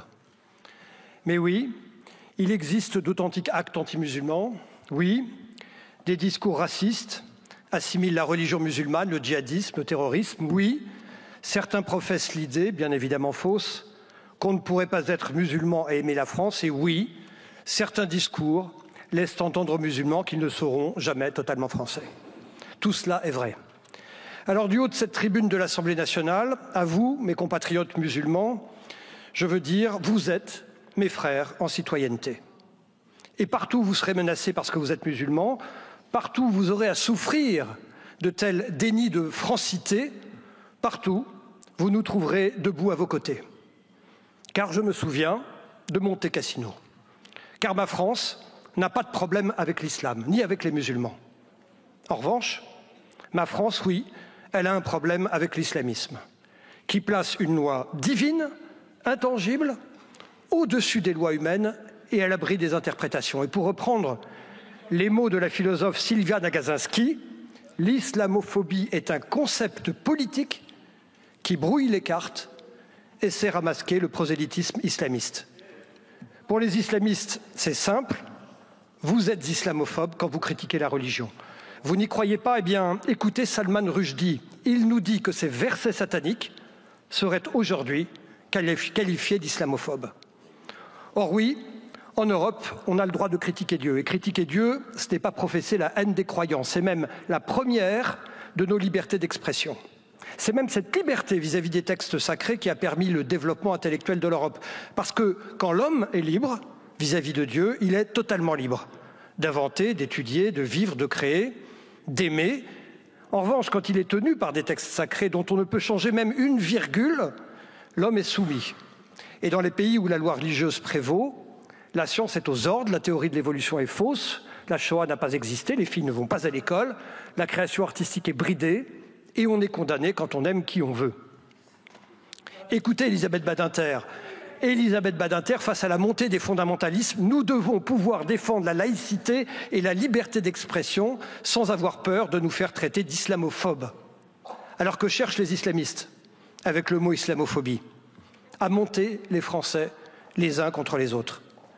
Car en prétendant que critiquer la religion, c'est détester les croyants, ils veulent faire croire aux musulmans que la France les déteste, qu'ils sont opprimés et qu'étant opprimés, ils doivent se défendre en exigeant une communautarisation de la société, c'est-à-dire en réalité sa fragmentation en groupes qui à un moment deviendront forcément antagonistes. Et ça marche. 73% des jeunes musulmans disent préférer leur religion à la République. Et qui sont les premières victimes de cette situation? Les Français musulmans. Car en traitant de racistes tous ceux qui refusent les signes religieux à l'école ou sur les terrains de sport, les fondamentalistes essentialisent les musulmans en les ramenant toujours à leur religion pour les séparer du reste de la nation. Alors que faire? Comment éviter que deux France se regardent avec défiance? D'abord, permettre à chacun, et particulièrement aux femmes, de choisir comment elles veulent mener leur vie. Investir dans l'éducation avec une école qui fasse aimer la France et forme à l'esprit critique et à l'acceptation d'un désaccord respectueux. Faire que l'État fonctionne et réponde à la promesse d'un avenir meilleur. C'est la lutte également, et peut-être surtout d'ailleurs, contre les discriminations. Car les discriminations, c'est le terreau le plus fertile pour jeter les jeunes dans le bras des islamistes. C'est enfin l'organisation, avec les musulmans, d'un islam de France, car un islam désorganisé, c'est une proie facile pour les islamistes. La lutte contre les islamistes ne se fera pas sans les musulmans. Notre combat, à nous tous, ça devrait être celui-ci, mes chers collègues, intellectuel, moral, politique. Notre promesse républicaine, c'est de traiter chaque individu comme citoyen avant tout, c'est-à-dire se reconnaître dans les lois de la République, plutôt que dans toute autre norme, fût-elle religieuse. Alors, à vous, Français musulmans qui aimez la France, je le redis, nous sommes frères en citoyenneté. Ne vous laissez pas manipuler. Les islamistes veulent vous enfermer. Ils vous mentent. Non, je le redis, la France n'est pas islamophobe, elle est accueillante. Et je vous ouvre mes bras. Nous sommes tous les enfants de la même République. Merci. Monsieur le député. Tous les orateurs de groupe se sont exprimés. La parole est maintenant à Madame Aurore Bergé, ministre déléguée chargée de l'égalité entre les femmes et les hommes et de la lutte contre les discriminations.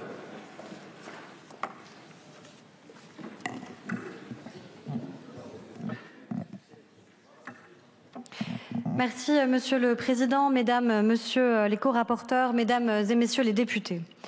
La République est une promesse qui nous engage, une promesse qui nous lie, celle de la liberté, de l'égalité et de la fraternité. Une promesse qui nous rappelle à chaque instant que nous ne sommes pas une juxtaposition de communautés, mais une nation de citoyennes et de citoyens unis par des valeurs et des principes pour lesquels nous ne devons jamais cesser de nous battre. Nous battre pour l'égalité, pour la dignité, pour ce contrat qui est au fondement même de notre démocratie. Être reconnu et protégé par la République, quelles que soient ses origines, sa religion, son identité réelle ou supposée. Aujourd'hui, vous avez fait le choix de débattre d'une réalité qui ne doit pas avoir sa place dans notre République, la haine dirigée contre nos concitoyens de religion ou de culture musulmane. Certains l'appellent islamophobie. Je récuse et fermement ce terme. Il porte en lui une ambiguïté dangereuse, trop souvent instrumentalisée, et il ne dit pas ce que nous combattons. Et ce que nous combattons, ce n'est pas ce que la République permet, depuis la suppression du délit de blasphème, c'est-à-dire critiquer librement, moquer librement, caricaturer librement une religion. Et en France, certains ont payé de leur vie pour ce droit au blasphème et à la caricature. Ce que nous combattons, c'est l'essentialisation.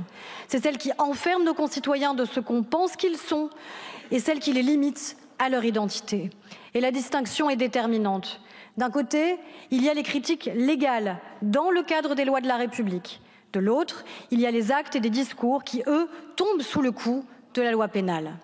C'est pourquoi les termes et l'emploi des termes haine anti-musulman est celui qui convient à notre cadre républicain et au combat qu'ensemble nous devons mener et avec détermination, précisément au nom de la promesse républicaine. En 2024, 173 actes anti-musulmans ont été recensés. Cette diminution de l'ordre de 29% par rapport à l'année précédente doit cependant être mise en miroir des chiffres publiés il y a quelques jours par le service statistique du ministère de l'Intérieur. Ce dernier a enregistré 16 000 infractions à caractère raciste, xénophobe et anti-religieux pour l'année 2024, soit une hausse de 11% en comparaison de l'année passée. Depuis 2016, ces actes augmentent en moyenne de 8% par an. Nous assistons bien à une hausse globale et préoccupante des actes de haine et de violence, un phénomène que nous ne devons et ne pouvons ni minimiser ni relativiser. Car ces chiffres, nous le savons, ne reflètent qu'une partie de la réalité.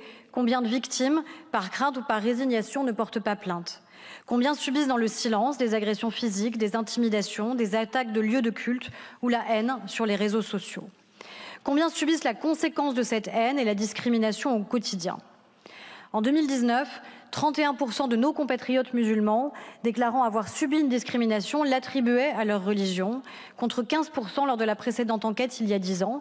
Et cette hausse est inacceptable et nous devons être intransigeants.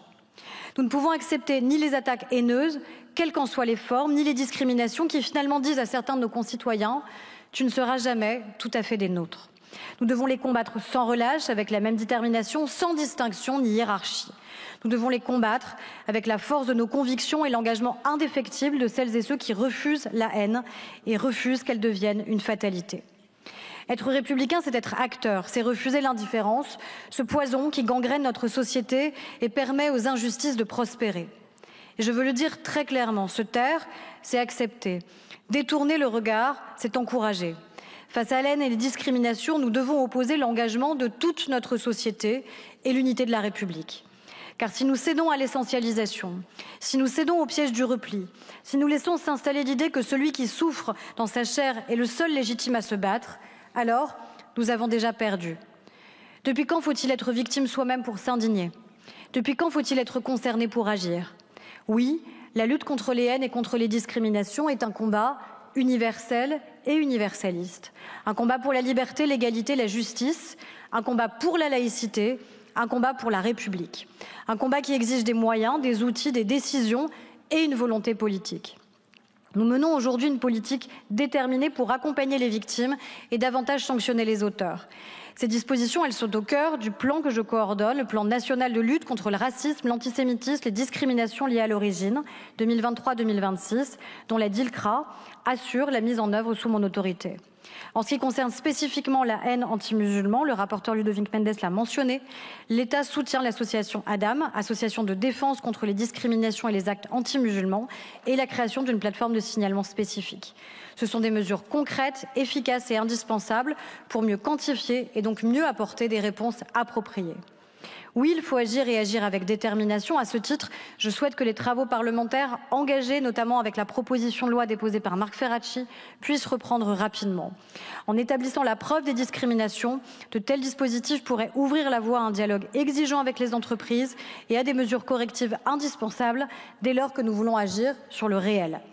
Trop souvent, ceux qui discriminent se cachent derrière des justifications fallacieuses, un prétendu choix subjectif, un soi-disant manque d'adéquation aux compétences ou des critères opaques et insidieux.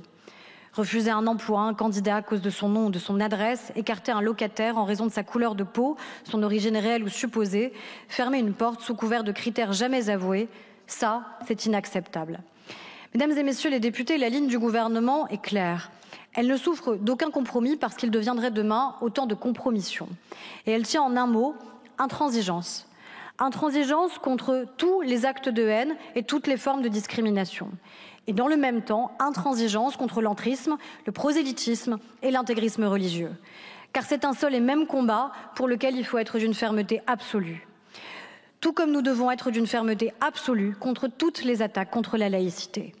En République, la laïcité est une protection, elle est une liberté.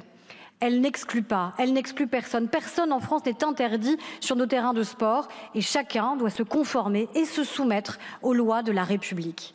La laïcité, elle rassemble et elle rassemble autour de nos valeurs universelles. Et en République, la laïcité n'est pas négociable car elle est la condition même de notre liberté et de notre égalité. C'est pourquoi je veux ici réaffirmer que le gouvernement ne reculera pas. La République ne tolérera jamais la haine.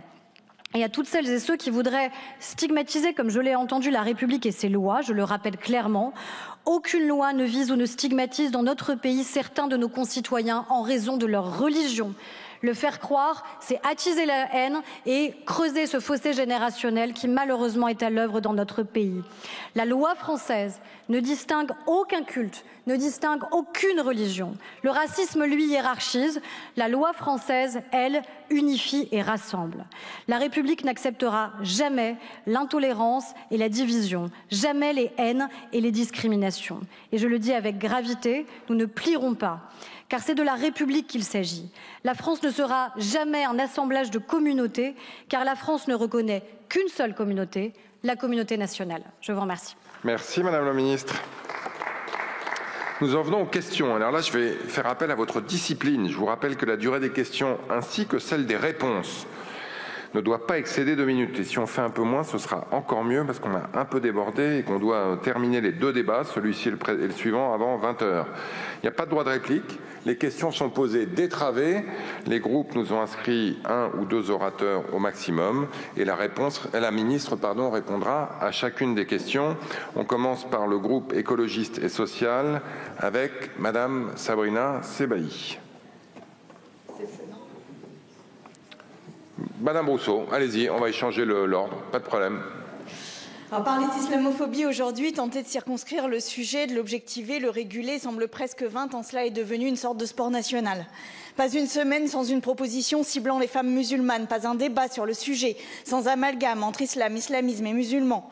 Aujourd'hui, la rhétorique subtile de l'ennemi de l'intérieur, de la menace insidieuse dont serait porteur à peu près chaque musulman de France est banale, commune, presque devenue imperceptible. L'islamophobie se transforme en une opinion politique alors qu'elle est une discrimination sur la base de la religion, un délit donc comme le stipule le défenseur des droits et le code pénal. Précisément parce que nous en sommes là, il est urgent d'objectiver, de comptabiliser, de rendre visible ce qui aujourd'hui ne l'est plus. Dégradation aux abords des lieux de culte, profanation de tombes, agression verbale et physique des femmes portant un voile, attentats racistes et anti-musulmans comme au centre culturel kurde Ahmed Kaya ou lors d'une projection de film dans le 10e arrondissement, fusillades aux abords des mosquées, tentatives d'assassinat et même meurtres comme celui de Jamel Benjala le 31 août 2024, la haine anti-musulman tue. Madame la ministre, à quand un observatoire de cette haine? À quand une politique publique de lutte contre celle-ci qui permette aux musulmans français de se sentir entendus et respectés? À quand des grands programmes de formation, de lutte contre le racisme dans la police, les pompiers, l'ensemble des services publics? La peur du retour des ratonnades, des agressions de rue, des menaces et des insultes est très présente. Les musulmans de France, aujourd'hui, ne se sentent pas en sécurité. À force de tous ces événements, nous tournons le dos à notre devise, écrite pourtant au fronton de chacun de nos bâtiments publics, liberté, égalité, fraternité. Merci, Madame la Ministre. Merci Monsieur le Président, Mesdames et Messieurs les députés. Madame la députée, non, l'islamophobie dans notre pays n'est pas un délit, contrairement à ce que vous avez dit. La discrimination est un délit et c'est bien tout l'enjeu du débat que nous avons eu juste avant, de savoir quels sont les termes que nous devons employer, et je récuse fermement le terme que vous employez sur la question de l'islamophobie parce que justement il génère un trouble et une incapacité à agir contre ce qui devrait nous rassembler, c'est-à-dire la lutte contre toutes les formes de discrimination et la lutte contre toutes les formes de haine. Parler d'actes anti-musulmans, c'est le terme qui est approprié parce que c'est le terme qui est quantifié, c'est le terme qui est mesuré et évidemment, l'intégralité aujourd'hui de nos agents publics sont formés sur la lutte contre le racisme, sur la lutte contre l'antisémitisme, sur la lutte contre toutes les formes de discrimination. Et pas uniquement d'ailleurs nos policiers et nos gendarmes, nos magistrats aussi en formation initiale, en formation continue et l'ensemble de nos agents publics. Et c'est évidemment ce qui doit être le cas dans le cadre de notre devise républicaine. Ils ne sont pas formés à la lutte contre l'islamophobie, ils sont formés à la lutte contre le racisme, l'antisémitisme et toutes les formes de discrimination. Ceux qui veulent faire croire dans notre pays aux musulmans qu'ils n'y seraient pas les bienvenus sont ceux qui instrumentalisent ce sujet. Et je refuse qu'on instrumentalise ce sujet et qu'on instrumentalise nos compatriotes musulmans. Merci, Madame Sebahi.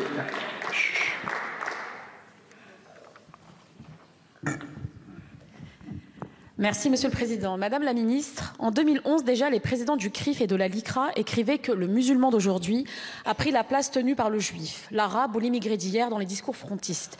Nous ne nous y trompons pas, ceux qui parlent de l'islamisation de la France sont guidés par la même obsession xénophobe que ceux qui dénonçaient la judaïsation de notre pays dans les années 30.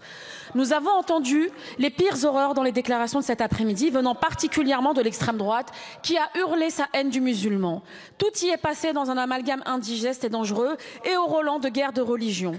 On y a ainsi entendu le concept de rente électorale, d'électorat musulman. On y a même entendu que l'islamophobie n'existait pas pour des raisons de sémantique. Or, la première utilisation du terme islamophobie date de 1910 au ministère des colonies. Et on y disait déjà, il y a toujours eu, et il y a encore un préjugé contre l'islam répandu chez les peuples de civilisation occidentale et chrétienne. C'est bien notre ministère des colonies qui a utilisé ce terme. Alors, Marine Le Pen et ses soutiens proposent ainsi de bannir le port du voile dans l'espace public, à l'université, en sortie scolaire. Et pendant ce temps-là, par qui est-elle reprise? Bruno Retailleau, ministre de l'Intérieur de votre gouvernement. Je n'ai qu'une seule question. Combien de temps allez-vous laisser l'extrême droite vous dicter son agenda islamophobe? Merci, Madame la Ministre. Merci, Monsieur le Président, Mesdames et Messieurs les députés, Madame la rapporteure. Personne ne dicte au gouvernement son agenda, si ce n'est les Français. Les Français attendent de nous du rassemblement et les Français attendent de nous de la fermeté. Et de la fermeté à la fois sur la lutte contre toutes les formes de haine et de discrimination et de la fermeté et le refus de toute complaisance vis-à-vis de l'entrisme islamiste. Et je ne confonds pas, moi, islam et islamiste. Ceux qui font ce parallèle, ceux qui essayent d'amalgamer ces sujets, le font malheureusement de part et d'autre de cet hémicycle. Et je pense que c'est ça le danger qui est celui de la division. Et nous devons réaffirmer fermement cette ligne républicaine, la lutte contre toutes les formes de haine et de discrimination et dans le même mouvement, la lutte contre le prosélytisme religieux, contre l'entrisme islamiste, parce que l'entrisme islamiste est le pire ennemi de nos compatriotes musulmans qui, eux, aspirent à vivre dans les lois de la République et le font déjà. Merci, Madame Soumia Bourrois. Merci, Monsieur le Président, Madame la Ministre. Il n'est pas anodin que nous ayons ce débat aujourd'hui dans cet hémicycle. Il vient en réponse à un climat nauséabond qui se propage dans notre pays, alimenté en premier lieu par l'extrême droite et repris insidieusement par la Macronie et la droite qui n'a de républicaine que le nom. Lorsqu'il s'agit de trouver un coupable aux maux de notre société, nos compatriotes de confession musulmane ont décidément le dos large. Parce que, faut-il le rappeler, ce sont bien une partie de nos concitoyens qui sont montrés du doigt en permanence. Cette division du peuple français en catégories et parfois même en sous-catégories de Français est insupportable. En 2021, nous aurions pu croire que la dissolution de génération identitaire serait l'amorce d'une lutte de l'État face aux ministres d'extrême droite. Pourtant, ces groupuscules continuent de tuer, d'agresser, d'insulter nos compatriotes. Que fait le ministre de l'Intérieur lorsqu'un crime raciste est commis sur le sol français après que la victime ait porté plainte suite à des actes racistes? Quelles mesures prend-il, lui, qui est si prompt à s'emparer des faits divers qui peuvent alimenter son agenda personnel? Comment comprendre qu'après le crime raciste dont a été victime Jamel Benjabala, près de Dunkerque, par un milicien survivaliste d'extrême droite, aucune réponse n'ait été apportée pour que ce crime ne se reproduise pas? Comment peut-il encore exister dans notre pays des groupuscules de milices d'extrême droite qui ne sèment que la haine de l'autre? Je ne peux croire à l'impuissance de l'État à y faire face, je crois plutôt à l'absence de volonté pour y répondre. Madame la Ministre, faut-il, face aux groupuscules racistes, les mains de l'État ne doivent pas trembler? Madame la Ministre. Merci Monsieur le Président, Mesdames et Messieurs les députés. Madame la députée, heureusement que la main de l'État ne tremble pas. Et vous avez d'ailleurs rappelé que régulièrement au Conseil des ministres, des groupuscules ont été dissous. Et heureusement. Des groupuscules identitaires, des groupuscules qui essentialisent, des groupuscules qui défient la République et qui défient un certain nombre de nos compatriotes et qui les montrent du doigt, qu'ils soient d'extrême droite ou d'extrême gauche. Et heureusement, et la République a raison de ne rien céder. La République agit. Il se trouve qu'aujourd'hui, grâce d'ailleurs à un signalement qui a été fait par la République, par la DILCRA en l'espèce, eh bien Éric Zemmour a été condamné. C'est la République qui a signalé ses propos. C'est l'État, par la DILCRA, qui a signalé ses propos quand il avait dit que, suite au drame de Crépol, qui était un drame épouvantable, des dizaines de morts l'avaient été du fait de la main des racailles musulmanes. Il a été condamné. Ça, c'est grâce à l'État, Madame la députée. Faire croire que l'État n'agit pas, c'est malheureusement faire monter le risque que certains de nos concitoyens pensent qu'ils ne sont pas soutenus, alors qu'ils le sont justement par l'État, et c'est ça qui devrait nous rassembler. Merci, monsieur Nicolas Sansu. Merci, monsieur le Président. Madame la Ministre, les actes racistes, antisémites et de discrimination montrent une France fracturée. Les actes répertoriés ne sont pourtant que la partie immergée de l'iceberg, car bien des violences subies notamment par nos concitoyens musulmans passent sous les radars. Cela a été excellemment souligné par Elsa Fossillon au nom du groupe de la gauche démocrate républicaine, qui a démontré combien les remarques, vexations, contrôles au faciès sont des insultes à notre devise républicaine. L'extrême droite se nourrit de ce miel. Dans ce cadre, je souhaite m'arrêter sur un cas emblématique. En novembre 2024, dans les Bouches-du-Rhône, une femme musulmane, mère de famille de 43 ans, s'est fait agresser dans l'espace public par deux femmes quadragénaires qui l'ont rouée de coups pour lui arracher le voile qu'elle portait. Cette lâche et abjecte agression raciste n'est que l'illustration d'un phénomène que les services du ministère de l'Intérieur et de vos ministères connaissent bien. Les femmes sont en effet les premières victimes des crimes et délits contre les musulmans. Selon le collectif Nous Toutes, elles sont la cible de 75% des agressions, chiffre estimé à plus de 80% par l'association Lalab. Cette violence envers les femmes musulmanes dans l'espace public ne vient pas de rien. Elle accompagne la rhétorique de l'extrême droite qui vient lécher certains bancs de l'extrême centre pour toujours restreindre la liberté dans l'espace public et d'abord envers les musulmans. Notre force politique a toujours été aux côtés de celles et ceux qui subissent la haine, la discrimination, la violence de par leur origine, leur religion ou leur orientation sexuelle. Nous ne manquerons jamais à notre devoir. Ma question est donc très simple, Madame la Ministre. Quelles mesures comptez-vous mettre en œuvre pour endiguer la haine, la discrimination, les violences par des moyens dédiés et surtout augmentés, permettant d'être documentés, objectivés pour le respect de nos concitoyennes et d'abord les femmes musulmanes, premières victimes des actes anti-musulmans. Je vous remercie. Merci, Madame la Ministre.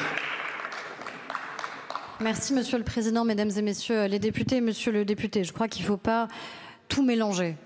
Et qu'il ne faut pas mélanger une agression qui est une agression absolument insupportable et abjecte d'une femme qui a été agressée physiquement, rouée de coups, et qui est une agression que nous devons toutes et tous condamner, avec le fait qu'il y ait des lois de la République à respecter. Ça n'a rien à voir. Le fait que on puisse avoir dans notre République des lois à l'école par exemple, puisque vous évoquez des lois qui seraient quelque part liberticides à l'encontre de certaines femmes en disant qu'on cible des femmes qui seraient les femmes musulmanes. Non, ce n'est pas vrai. Je ne cible pas des femmes qui sont des femmes musulmanes. Je considère qu'il y a les lois de la République et que ces lois de la République, elles valent et elles prévalent pour tous et pour toutes, et il y a de l'autre côté des agressions dont vous avez cité malheureusement une agression, j'allais dire emblématique, et absolument insupportable. Les moyens, ils sont en augmentation constante. Les moyens de la DILCRA, ils sont en augmentation constante. Depuis 2017, ça a été renforcé de manière très significative. La formation de l'ensemble des agents publics a été renforcée de manière significative. L'action de l'État, comme celle que je viens de citer, le fait que nous ayons des signalements systématiques, y compris quand il s'agit d'hommes ou de femmes politiques qui les professent, c'est l'action de l'État que nous mettons en œuvre pour garantir qu'ils puissent être condamnés à partir du moment où, évidemment, ils s'opposent aux lois qui sont les lois de la République. Merci. Monsieur Mathieu Bloch, pour le groupe UDR. Merci, Monsieur le Président, Madame la Ministre, mes chers collègues. Je souhaitais interroger le gouvernement sur les intimidations, les brimades, voire les persécutions, dont sont victimes beaucoup de musulmans dont on ne parle jamais, les musulmans sécularisés. Qui sont-ils, ces musulmans sécularisés? Ces musulmans qui pratiquent leur religion comme bon leur semble, avec l'intensité qu'ils choisissent en conscience, comme le font de nombreux catholiques, sans risquer pour autant l'excommunication. Ces musulmans qui chérissent les valeurs de la République. C'est la jeune fille qui s'habille comme ses amis, qui ne se voile pas et qui est insultée, parfois violentée, pour cette raison. C'est le joueur de football qui prend sa douche dans le plus simple appareil après le match et qui subit des remarques désobligeantes. C'est l'ouvrier qui prend sa pause déjeuner car bien que croyant à son Dieu, il considère que son travail de force et sa condition physique ne lui permettent pas de pratiquer le ramadan. C'est cet homme à Bordeaux, frappé par des corélégionnaires parce qu'il buvait un verre de rosé sur les quais de la Garonne. C'est cette femme qui décide d'assumer son athéisme alors que toute sa famille est musulmane et qu'elle est vue comme telle. Ce ne sont que des exemples, mais qui sont vécus par beaucoup de musulmans dans notre pays, sans doute la majorité d'entre eux. Et voyez-vous, chers collègues, ce sont eux qui subissent le plus d'intimidation, de brimades, de persécutions parmi les musulmans en France. Et ce ne sont pourtant pas ceux qui soucient le groupe écologiste qui a souhaité que ce débat soit mis aujourd'hui à l'ordre du jour. Parce que ces intimidations, ces brimades, ces persécutions, elles sont d'abord le fait de leurs corélégionnaires les plus rigoristes. Eux n'ont pas droit aux égards du groupe écologiste ni bien évidemment du groupe insoumis qui bouffe volontiers du curé, mais qui essentialise le musulman. L'une de nos collègues n'a-t-elle pas dit un jour que le voilement était un embellissement avant de s'étonner d'être ensuite sifflée par les femmes iraniennes dans une manifestation? Elle n'est plus là. Madame la ministre, quelles mesures comptez-vous prendre pour protéger nos compatriotes musulmans sécularisés de leurs coreligionnaires intolérants et des délires malheureusement présents à la gauche de ces bancs? Merci. Madame la ministre.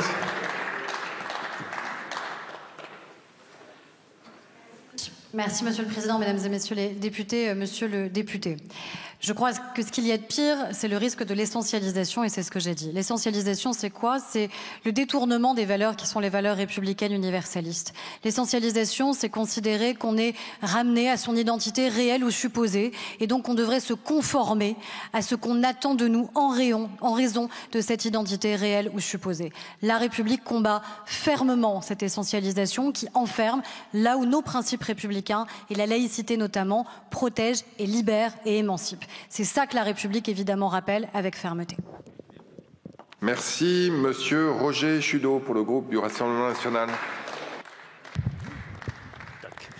Merci, Monsieur le Président, Madame la Ministre. De quoi ce débat est-il le nom? Il est le nom d'un déni, il est le nom d'une supercherie, il est le nom d'arrière-pensée politicienne. Le déni, c'est celui de la réalité.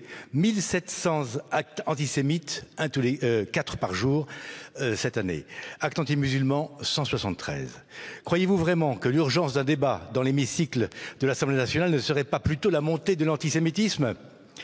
La pseudo-haine anti-musulmane est pour les séparatistes un écran de fumée destiné à masquer la véritable menace. La supercherie, c'est le concept même d'islamophobie qui a été forgé, selon les travaux de Madame Bergeau-Blaclair, par les frères musulmans eux-mêmes. Madame Bergeau-Blaclair indique « La lutte contre l'islamophobie est un djihad défensif ».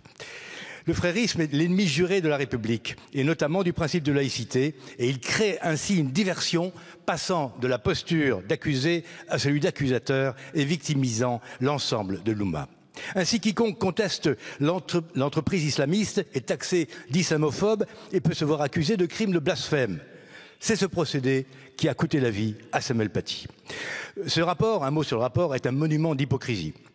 Il y est suggéré notamment de vider la loi confortant le respect des principes de la République, de son sens et de sa portée. Et vous appelez même à instituer un MeToo islamophobe, on croit rêver. Il est l'expression, en fait, de votre clientélisme électoral racialisé. La question, Madame la Ministre, est la suivante. Le frérisme est l'ennemi juré de la République. Quand est-ce que le gouvernement prendra enfin la décision d'interdire cette association? Merci. Madame la Ministre. Merci, Monsieur le Président, Mesdames et Messieurs les députés. Monsieur le député, je ne peux pas vous laisser dire une pseudo-haine anti-musulman.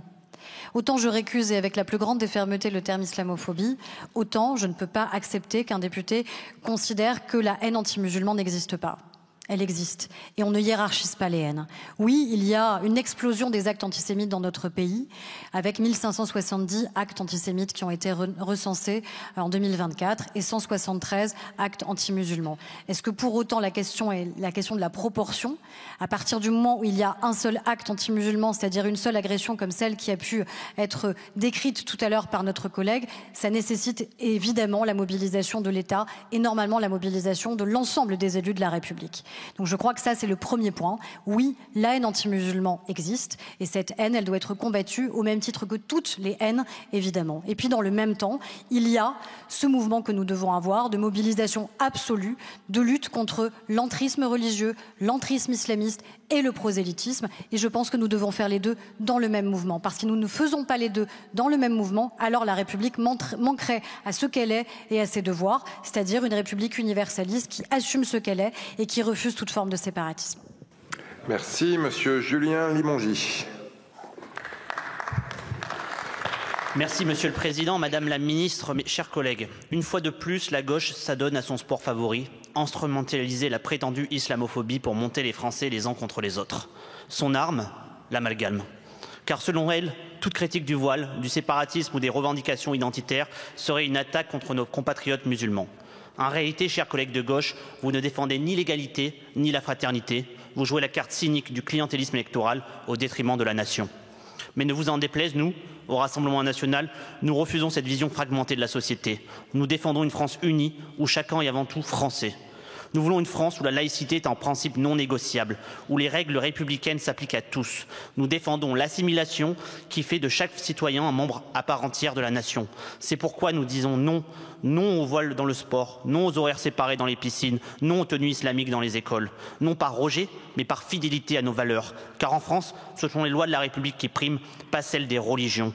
Vous êtes, collègues de gauche, au mieux des idiots utiles, au pire complices des méthodes des frères musulmans. Traiter quelqu'un d'islamophobe, c'est lui mettre une cible dans le dos. Derrière ce mot fourre-tout, vous jetez en pâture ceux qui osent défendre nos valeurs contre l'islamisme. Comment ne pas penser à Samuel Paty, accusé d'islamophobie avant d'être décapité?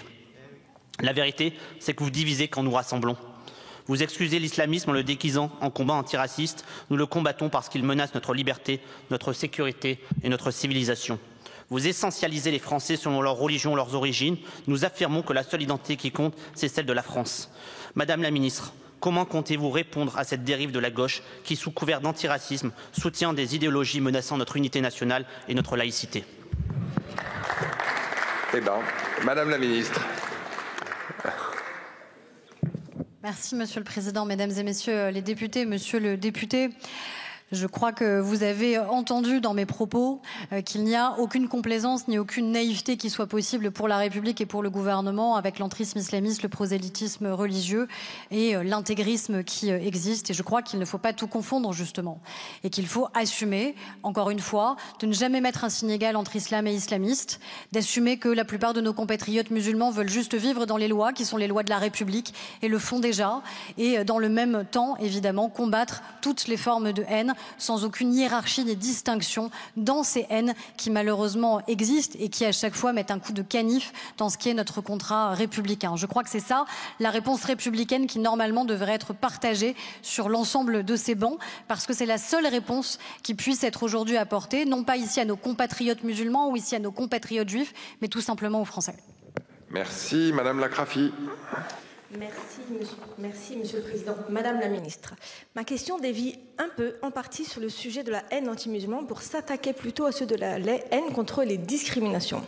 Étrangement, je peux dire que je n'ai pas fait l'objet dans ma vie de discrimination trop manifeste, mais je sais que c'est en grande partie parce que j'ai eu la chance d'être très entourée par des gens extrêmement bienveillantes. Mais mon cas individuel, mis à part beaucoup d'autres autour de moi, dont mes propres sœurs, ont subi des difficultés, notamment à trouver un logement ou un travail, et ont des fois dû changer leur prénom pour avoir accès à un logement. La promesse du président Macron était celle de l'émancipation pour toutes et tous, et beaucoup de choses ont été faites depuis 2017 pour lutter contre les discriminations, qu'elles soient basées sur le genre, la sexualité ou l'origine. Vous l'avez évoqué tout à l'heure. Mon ancien collègue, le député des Français à l'étranger, maintenant ministre Marc Ferracci, avait proposé une loi permettant de généraliser les testings anti-discrimination. L'examen de ce texte s'était malheureusement arrêté à une CMP non conclusive. Il aurait pourtant donné un pouvoir supplémentaire à la DILCRA et était envisagé comme un progrès par la Défenseure des droits. La Défenseure des droits recommandait toutefois de compléter ce texte par la création d'un observatoire des discriminations. Que pensez-vous, Madame la Ministre, d'une telle proposition ? Par ailleurs, Madame la Ministre, je souhaite vous interroger sur le bilan de la plateforme contre les discriminations qui avait été lancée en 2022 et qui doit s'achever en 2024, en tout cas le plan en lui-même. Cette plateforme, la plateforme pour signaler les discriminations, est en ligne et on peut aussi contacter pour signaler le 3928. Tout d'abord, est-ce que les critères que nous traitons aujourd'hui sur la religion vont avec cette plateforme? Est-ce qu'elle est utilisée? Et est-ce qu'on peut dire aujourd'hui qu'un musulman peut dénoncer facilement? Et comment ne pas confondre musulmans et arabes? Parce que des Indonésiens sont musulmans, des Maliens sont musulmans. Et c'est vrai que, je l'ai dit tout à l'heure, on fait souvent l'amalgame. Mais je voulais peut-être revenir sur un petit sujet qui peut être intéressant très rapidement. Si nos médias veulent bien s'intéresser à des gens dans le monde musulman, à savoir le secrétaire général de la Ligue islamique mondiale, quand il parle de l'islam et notamment des musulmans en France, il dit qu'un bon musulman doit suivre la Constitution, obéir à la loi et aux coutumes du pays. Donc je suis à bon entendeur. Merci Madame la Ministre. J'ai failli dire salut. Merci Monsieur le Président, Mesdames et Messieurs les députés. Madame la députée, La loi ne hiérarchise pas dans la lutte contre les haines et dans la lutte contre toutes les discriminations. Et dans cette lutte contre toutes les discriminations, il y a à la fois la DILCRA et le défenseur des droits. La DILCRA, c'est notre administration qui œuvre sous notre direction sur la lutte contre le racisme, l'antisémitisme, les discriminations liées à l'origine et la haine anti-LGBT. C'est elle qui, par exemple, je le disais, opère un certain nombre de signalements sous mon autorité quand il y a des propos qui sont des propos dans le cadre que je viens de citer avec en effet un certain nombre de condamnations. Le défenseur des droits permet d'avoir des saisines qui sont des saisines individuelles de nos concitoyens quand malheureusement ils sont victimes de discrimination. Le 3928 est le numéro que chaque Français peut appeler pour avoir accès à un accompagnement juridique quand il a été victime d'une discrimination quelle qu'elle soit. C'est aussi sur la question du handicap, par exemple, de manière à être accompagné dans ces démarches, soutenu par l'État, sans avoir justement d'ailleurs à avoir des démarches financières à réaliser. Donc le 3928 est un numéro dont tous les parlementaires pourraient se saisir, parce que dans toutes nos permanences, eh bien, nous avons des alertes malheureusement sur des critères de discrimination qui sont divers et qui doivent de manière systématique nous alerter. Et ensuite, il y a la proposition de loi que vous évoquiez de notre collègue maintenant au gouvernement Marc Ferracci, dont nous souhaitons évidemment la réinscription à l'ordre du jour ici à l'Assemblée nationale, de manière à ce qu'elle puisse aller à son terme. Elle avait été adoptée à l'Assemblée nationale, puis au Sénat, et je crois que c'est un modèle, parce que nous avons besoin, encore une fois, de pouvoir mesurer pour pouvoir corriger. On ne corrige bien que ce qu'on sait mesurer, et ce sera le cas si les parlementaires adoptent cette proposition de loi. Merci. Pour le groupe de la France Insoumise, Madame Danielle Obono. Merci, Monsieur le Président. Madame la Ministre, comment avez-vous pu perdre à ce point la raison républicaine? En France, l'islamophobie est notoirement sous-estimée, voire niée. Ainsi, le meurtre de Jamel Benjabala, le 31 août 2024 à Dunkerque, pour lequel la qualification raciste n'a pas été retenue, ne figure dans aucun recensement. Alors même que ce crime a été commis par un militant d'extrême droite qui avait multiplié les intimidations et injures islamophobes à l'encontre de la victime, tuée sous les yeux de sa fille de 10 ans. Selon l'Agence des droits fondamentaux de l'Union européenne, 39% des personnes musulmanes interrogées en France déclarent avoir été victimes de discrimination dans les 5 dernières années. Le racisme et les discriminations envers les musulmanes et musulmans ont comme conséquence dans leur vie quotidienne des niveaux de revenus inférieurs à la moyenne, un taux de chômage plus élevé, une mauvaise qualité des logements, etc., etc. Or, depuis 7 ans que vous êtes au pouvoir, vous n'avez laborieusement produit que 2 plans censés lutter contre le racisme, qui ne contiennent que des mesures d'affichage, sont sans moyens financiers suffisants et n'adressent aucune des causes structurelles systémiques du racisme. Mais vous ne vous contentez pas de ne rien faire. Vos discours et politiques produisent et alimentent l'islamophobie et donc le racisme dans son ensemble. Soutien aux arrêtés innombrables anti-Burkini et interdiction de l'abaya. Adoption d'une loi sur le séparatisme critiquée par la CNCDH et toutes les organisations de défense des droits humains. Proposition de loi LR, vos alliés, visant des accompagnatrices scolaires qui portent un voile. Votre propre soutien et celui de votre gouvernement à la proposition de loi qui vise les sportives musulmanes portant un voile. On ne respire plus. Même le sport, on ne peut plus le faire. Témoigne ainsi Asma, une jeune volleyeuse, auprès d'Amnesty International. Contrairement à vous, nous luttons contre les racismes sous toutes ses formes. L'antiracisme est une nécessité vitale pour des millions d'entre nous. C'est également un enjeu stratégique pour la France insoumise. Notre objectif est l'unité du peuple, autour d'un programme de rupture pour l'égalité des droits, la justice sociale et la bifurcation écologique. C'est pourquoi, après le succès des mobilisations des 8 et 22 mars, nous serons au prochain rendez-vous de la riposte populaire, le 1er mai, pour exprimer notre opposition à vos politiques de malheur et de division, et nous appelons le plus grand nombre à y participer. Merci Madame la députée. Madame la ministre, je ne suis pas sûr qu'il y avait une question, mais je vous laisse réagir, on va dire ça comme ça. Merci Monsieur le Président, Mesdames et Messieurs les députés, Madame la députée. Ma boussole républicaine, ce n'est pas vous qui allez me la dicter. Ma boussole républicaine, je ne la prends pas, évidemment, du côté de la France insoumise. Parce que vous n'avez aucune boussole républicaine. Vous n'avez malheureusement plus aucune boussole républicaine. Parce que quand on fait le lit de l'antisémitisme dans notre pays, on ne peut en aucun cas donner des leçons de républicanisme à quiconque dans cet hémicycle et à quiconque en dehors de cet hémicycle. Parce que malheureusement, dans les actes antireligieux, Madame la députée, 62% de ces actes antireligieux concernent les Français qui sont des Français juifs qui représentent moins de 1% de la population. Cette surreprésentation des Français juifs dans les actes antireligieux devrait collectivement nous interpeller et devrait collectivement vous interpeller par rapport aux propos qui sont les vôtres et qui sèment de manière systématique la division et la haine et qui attisent la haine antisémite. Et je n'ai pas de leçon républicaine à recevoir pour une raison simple, Madame la députée, c'est que moi, Madame la députée, je ne hiérarchise pas les haines et je sais combattre dans le même mouvement le racisme, l'antisémitisme, toutes les discriminations et toutes les haines. Je sais. Non mais attendez, mesdames les députés, là. Vous avez posé votre question, la ministre vous répond. Je vous demande de l'écouter avec le respect qu'elle vous a donné lors de... Non mais Madame Obono, s'il vous plaît, c'est pas la peine de hurler. Madame la ministre, terminez. Madame Obono, désolé, taisez-vous. Merci Monsieur le Président. Je crois que le gouvernement est libre dans ses réponses comme les députés sont libres dans leurs questions.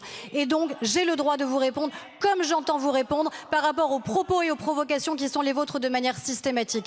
Parce que quand, dans une mobilisation et dans une manifestation qui devrait être une mobilisation contre le racisme, on accepte de défiler bras dessus, bras dessous avec des gens qui ont été condamnés parce qu'ils avaient notamment participé à une tentative d'assassinat contre un rabbin, on n'a pas de leçon de républicanisme à donner à quiconque ici. Merci.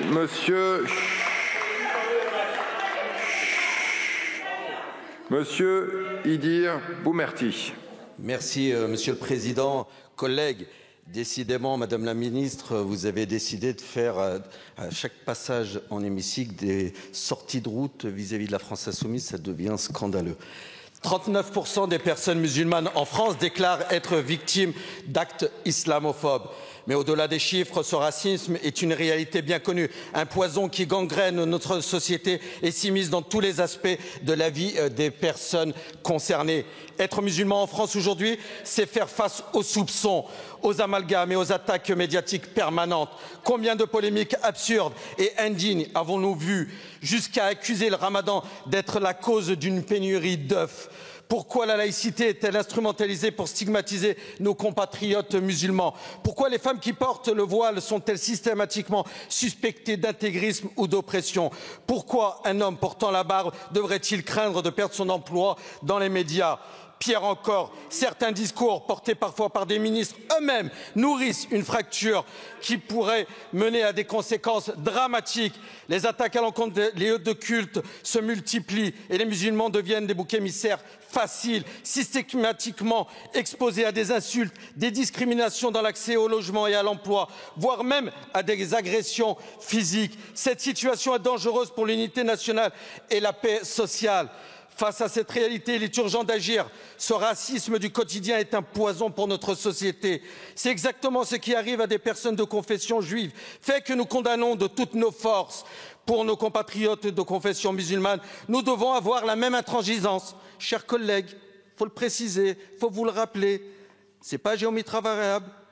C'est pourquoi j'ai proposé la création d'une commission d'enquête parlementaire pour établir les faits, mesurer l'ampleur et les conséquences de l'islamophobie en France, analyser le rôle des médias, des réseaux sociaux et des discours politiques. Ma question, allez-vous donc inscrire cette proposition à l'ordre du jour et prendre vos responsabilités pour que nos compatriotes musulmans, comme tous les autres citoyens, soient enfin protégés contre la haine et la discrimination?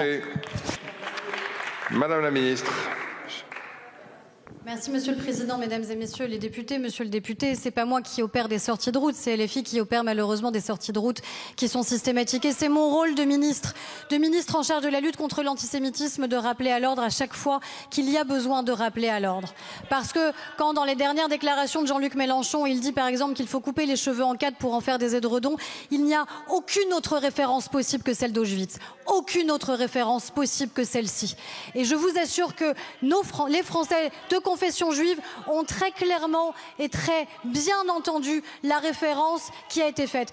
En revanche, monsieur le député, pour votre question, c'est vous qui êtes député. Et vous devriez savoir en tant que député qu'une commission d'enquête, ce n'est pas le gouvernement qui en décide. Une commission d'enquête, monsieur le député, c'est un droit de tirage de votre groupe. Donc si votre groupe considère que c'est prioritaire, alors votre groupe l'inscrira. Ou alors, ça veut dire que vous avez juste essayé de saisir une tribune et que vous choisirez d'inscrire une autre commission d'enquête. Mais ça n'est jamais le gouvernement qui décide de l'inscription d'une commission d'enquête. Je vous invite à prendre un peu plus au sérieux votre travail parlementaire. Bien, monsieur Eskenazi, donc vous avez prévu de poser 2 questions. Je vous laisse choisir si vous voulez poser les 2 à la suite, une en 2, 2 en 1, enfin bref. Non, j'ai eu l'occasion de m'exprimer déjà. Je vais faire une intervention de 2 minutes. Comme j'ai eu l'occasion de m'exprimer, Madame la Ministre, je vais vous poser 3 questions précises. La première concerne la DILCRA. Vous l'avez dit, c'est effectivement l'arme principale pour lutter contre toutes les formes de racisme, d'antisémitisme et même de haine anti-LGBT. Or, le dernier budget a vu baisser les crédits de la DILCRA. Je l'ai rappelé, les chiffres sont assez flagrants. Entre 0 et 6 condamnations pour racisme par an, alors que plus d'1 million de personnes se déclarent en France victimes de discrimination. Il y a donc un problème d'accompagnement. Il y a eu un énorme effort qui a été fait par les gendarmes, les forces de l'ordre que j'ai rencontrés sur les violences faites aux femmes. Ils sont formés depuis 10 ans. Aujourd'hui, les plaintes sont bien prises en compte et les plaintes remontent et se transforment en condamnation. Ça n'est pas le cas malheureusement aujourd'hui sur les actes de racisme, d'islamophobie, de haine anti-musulman, si vous préférez le terme, ou d'antisémitisme. Donc, est-ce qu'une action par la DILCRA de formation des forces de l'ordre pour la prise en compte des plaintes? Deuxièmement, il y a une association que j'ai pu rencontrer qui s'appelle la Maison des Potes, qui, il se trouve, se porte régulièrement partie civile, justement pour accompagner les victimes dans toutes leurs procédures judiciaires, pour aboutir à des condamnations.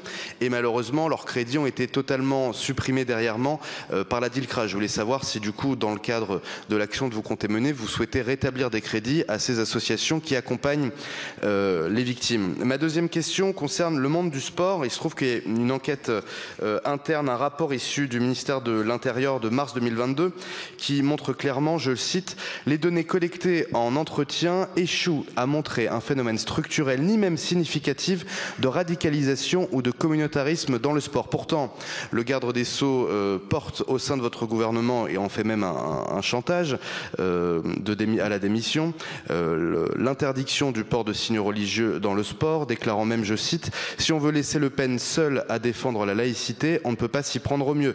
Je rappelle que la laïcité, ça n'est pas l'interdiction des signes religieux. La laïcité, c'est d'abord la liberté de culte.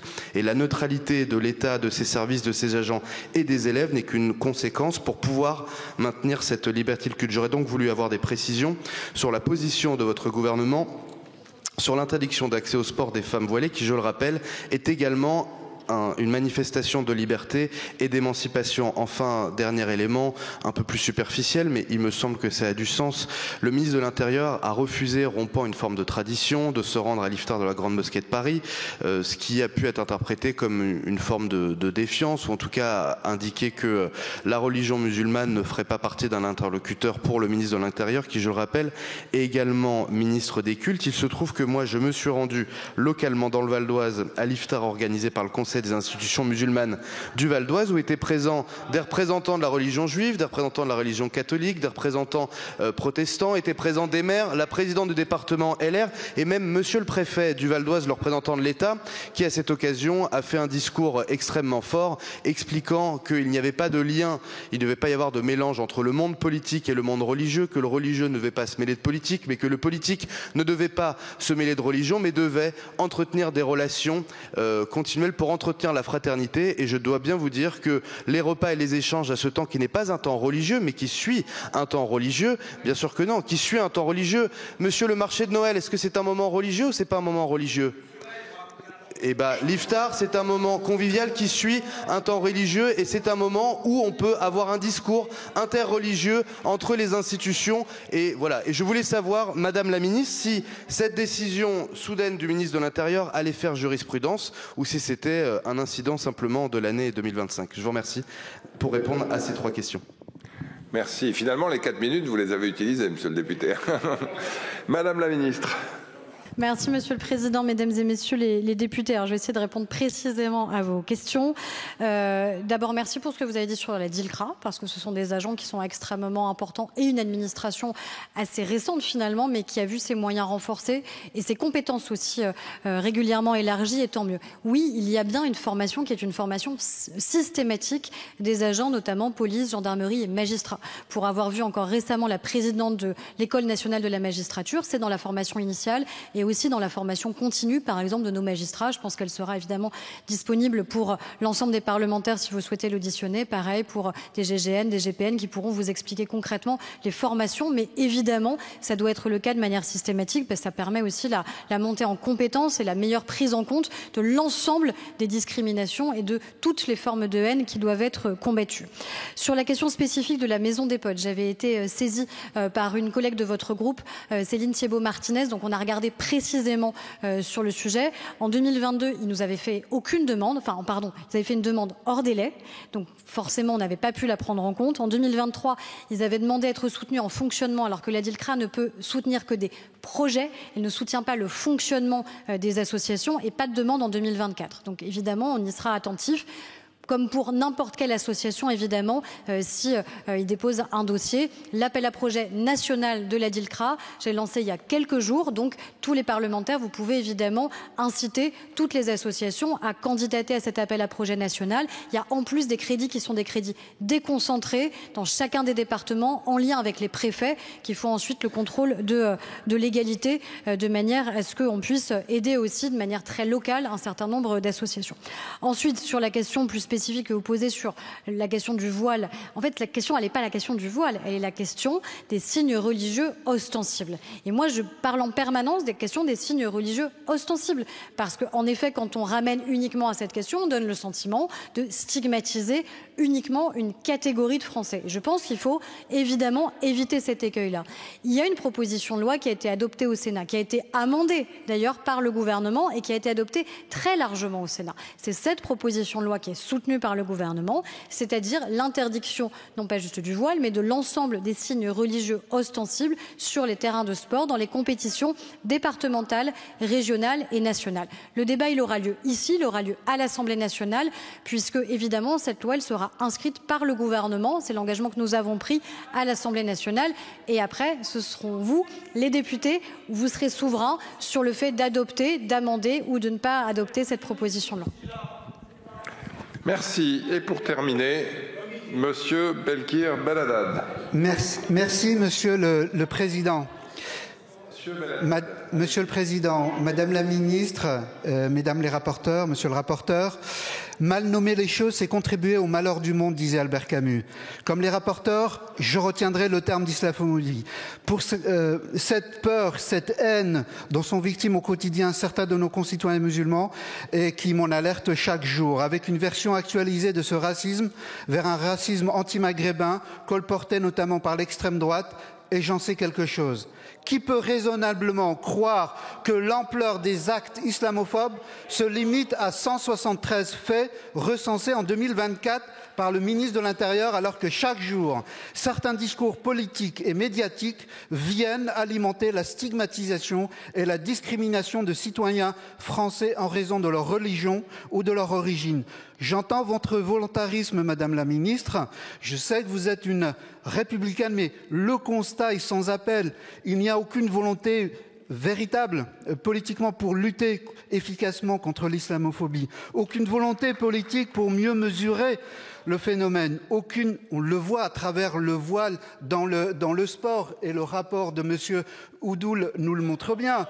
Aucune volonté politique également pour une meilleure prise en compte des plaintes et de leur traitement. Bien entendu, il ne s'agit pas ici de dissocier ce combat de la lutte contre toutes les formes de haine. Ce combat est un combat pour l'égalité, pour la justice. Il doit être celui de tous les Français, comme pour toutes les formes de haine. Face aux lignes éditoriales de certains médias tenant des discours stigmatisants et islamophobes, quelles mesures fortes allez-vous prendre, Madame la Ministre, et le gouvernement? À titre d'exemple, en 2023, 335 jours sur 365, les bandeaux titres de la chaîne CNews contenaient des mots liés au thème de l'immigration ou de l'islam. Merci, Madame la Ministre. Merci Monsieur le Président, Mesdames et Messieurs les députés, Monsieur le député Belkir Belhaddad. Il y a une volonté. Et la volonté, elle est la même sur toutes les formes de discrimination et toutes les formes de haine, sans aucune distinction et sans aucune hiérarchie, parce que c'est ça la République et ce sont ça les lois de la République. Et donc c'est évidemment aussi de combattre la haine anti-musulmane qui peut se traduire par des discriminations à l'encontre de nos compatriotes musulmans sur l'accès à l'emploi ou l'accès au logement que vous avez mentionné. On a pour cela un certain nombre de dispositifs qui existent. Je crois que le principal de ces dispositifs, c'est évidemment la question de la formation de nos agents publics. Ça a été évoqué parce que dans le plan, l'objectif et notre responsabilité, c'est bien la formation de 100% de nos agents publics, policiers, gendarmes, magistrats et aussi du monde enseignant, formation initiale et formation continue pour réactualiser aussi, parce qu'on voit bien que les haines, elles évoluent, qu'elles mutent, qu'elles se renouvellent et que les discriminations aussi, malheureusement, elles peuvent évoluer, muter et se renouveler. C'est le soutien aussi aux associations, qui sont des associations qui signent la charte d'engagement républicain et qui sont des associations qui œuvrent à nos côtés, qui sont des partenaires des politiques publiques que nous menons. Je pense à SOS Racisme, je pense à la LICRA, par exemple, qui évidemment doit se permettre d'accompagner, de soutenir les victimes, de faire du plaidoyer, évidemment, et ça, nous continuons à le faire. Et les moyens aux associations ont augmenté et augmenté significativement, à la fois pour les associations au niveau national, mais aussi sur les crédits déconcentrés, parce que ça, c'est ce que je souhaite, c'est que beaucoup de crédits soient déconcentrés de manière à ce qu'il y ait un maillage territorial et qu'aucun de nos concitoyens que tous nos concitoyens, plus exactement, aient une réponse. Il y a aussi ce que j'évoquais dans la question posée par votre collègue Amélia Lacrafi, c'est que, au-delà du rôle de la DILCRA, il y a le rôle du défenseur des droits sur la question des signalements individuels. Et ça, c'est insuffisamment connu par les Français.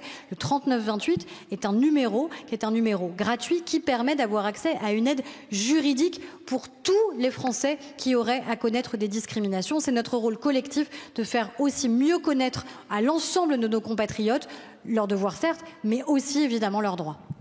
Merci Madame la Ministre. Merci au groupe écologiste et social d'avoir demandé l'inscription de ce débat à l'ordre du jour. Merci à tous les collègues pour leurs questions et les interventions. Et merci à Madame la Ministre pour ses réponses exhaustives et complètes. La séance est suspendue, le débat est clos et on reprend dans quelques minutes pour le débat suivant.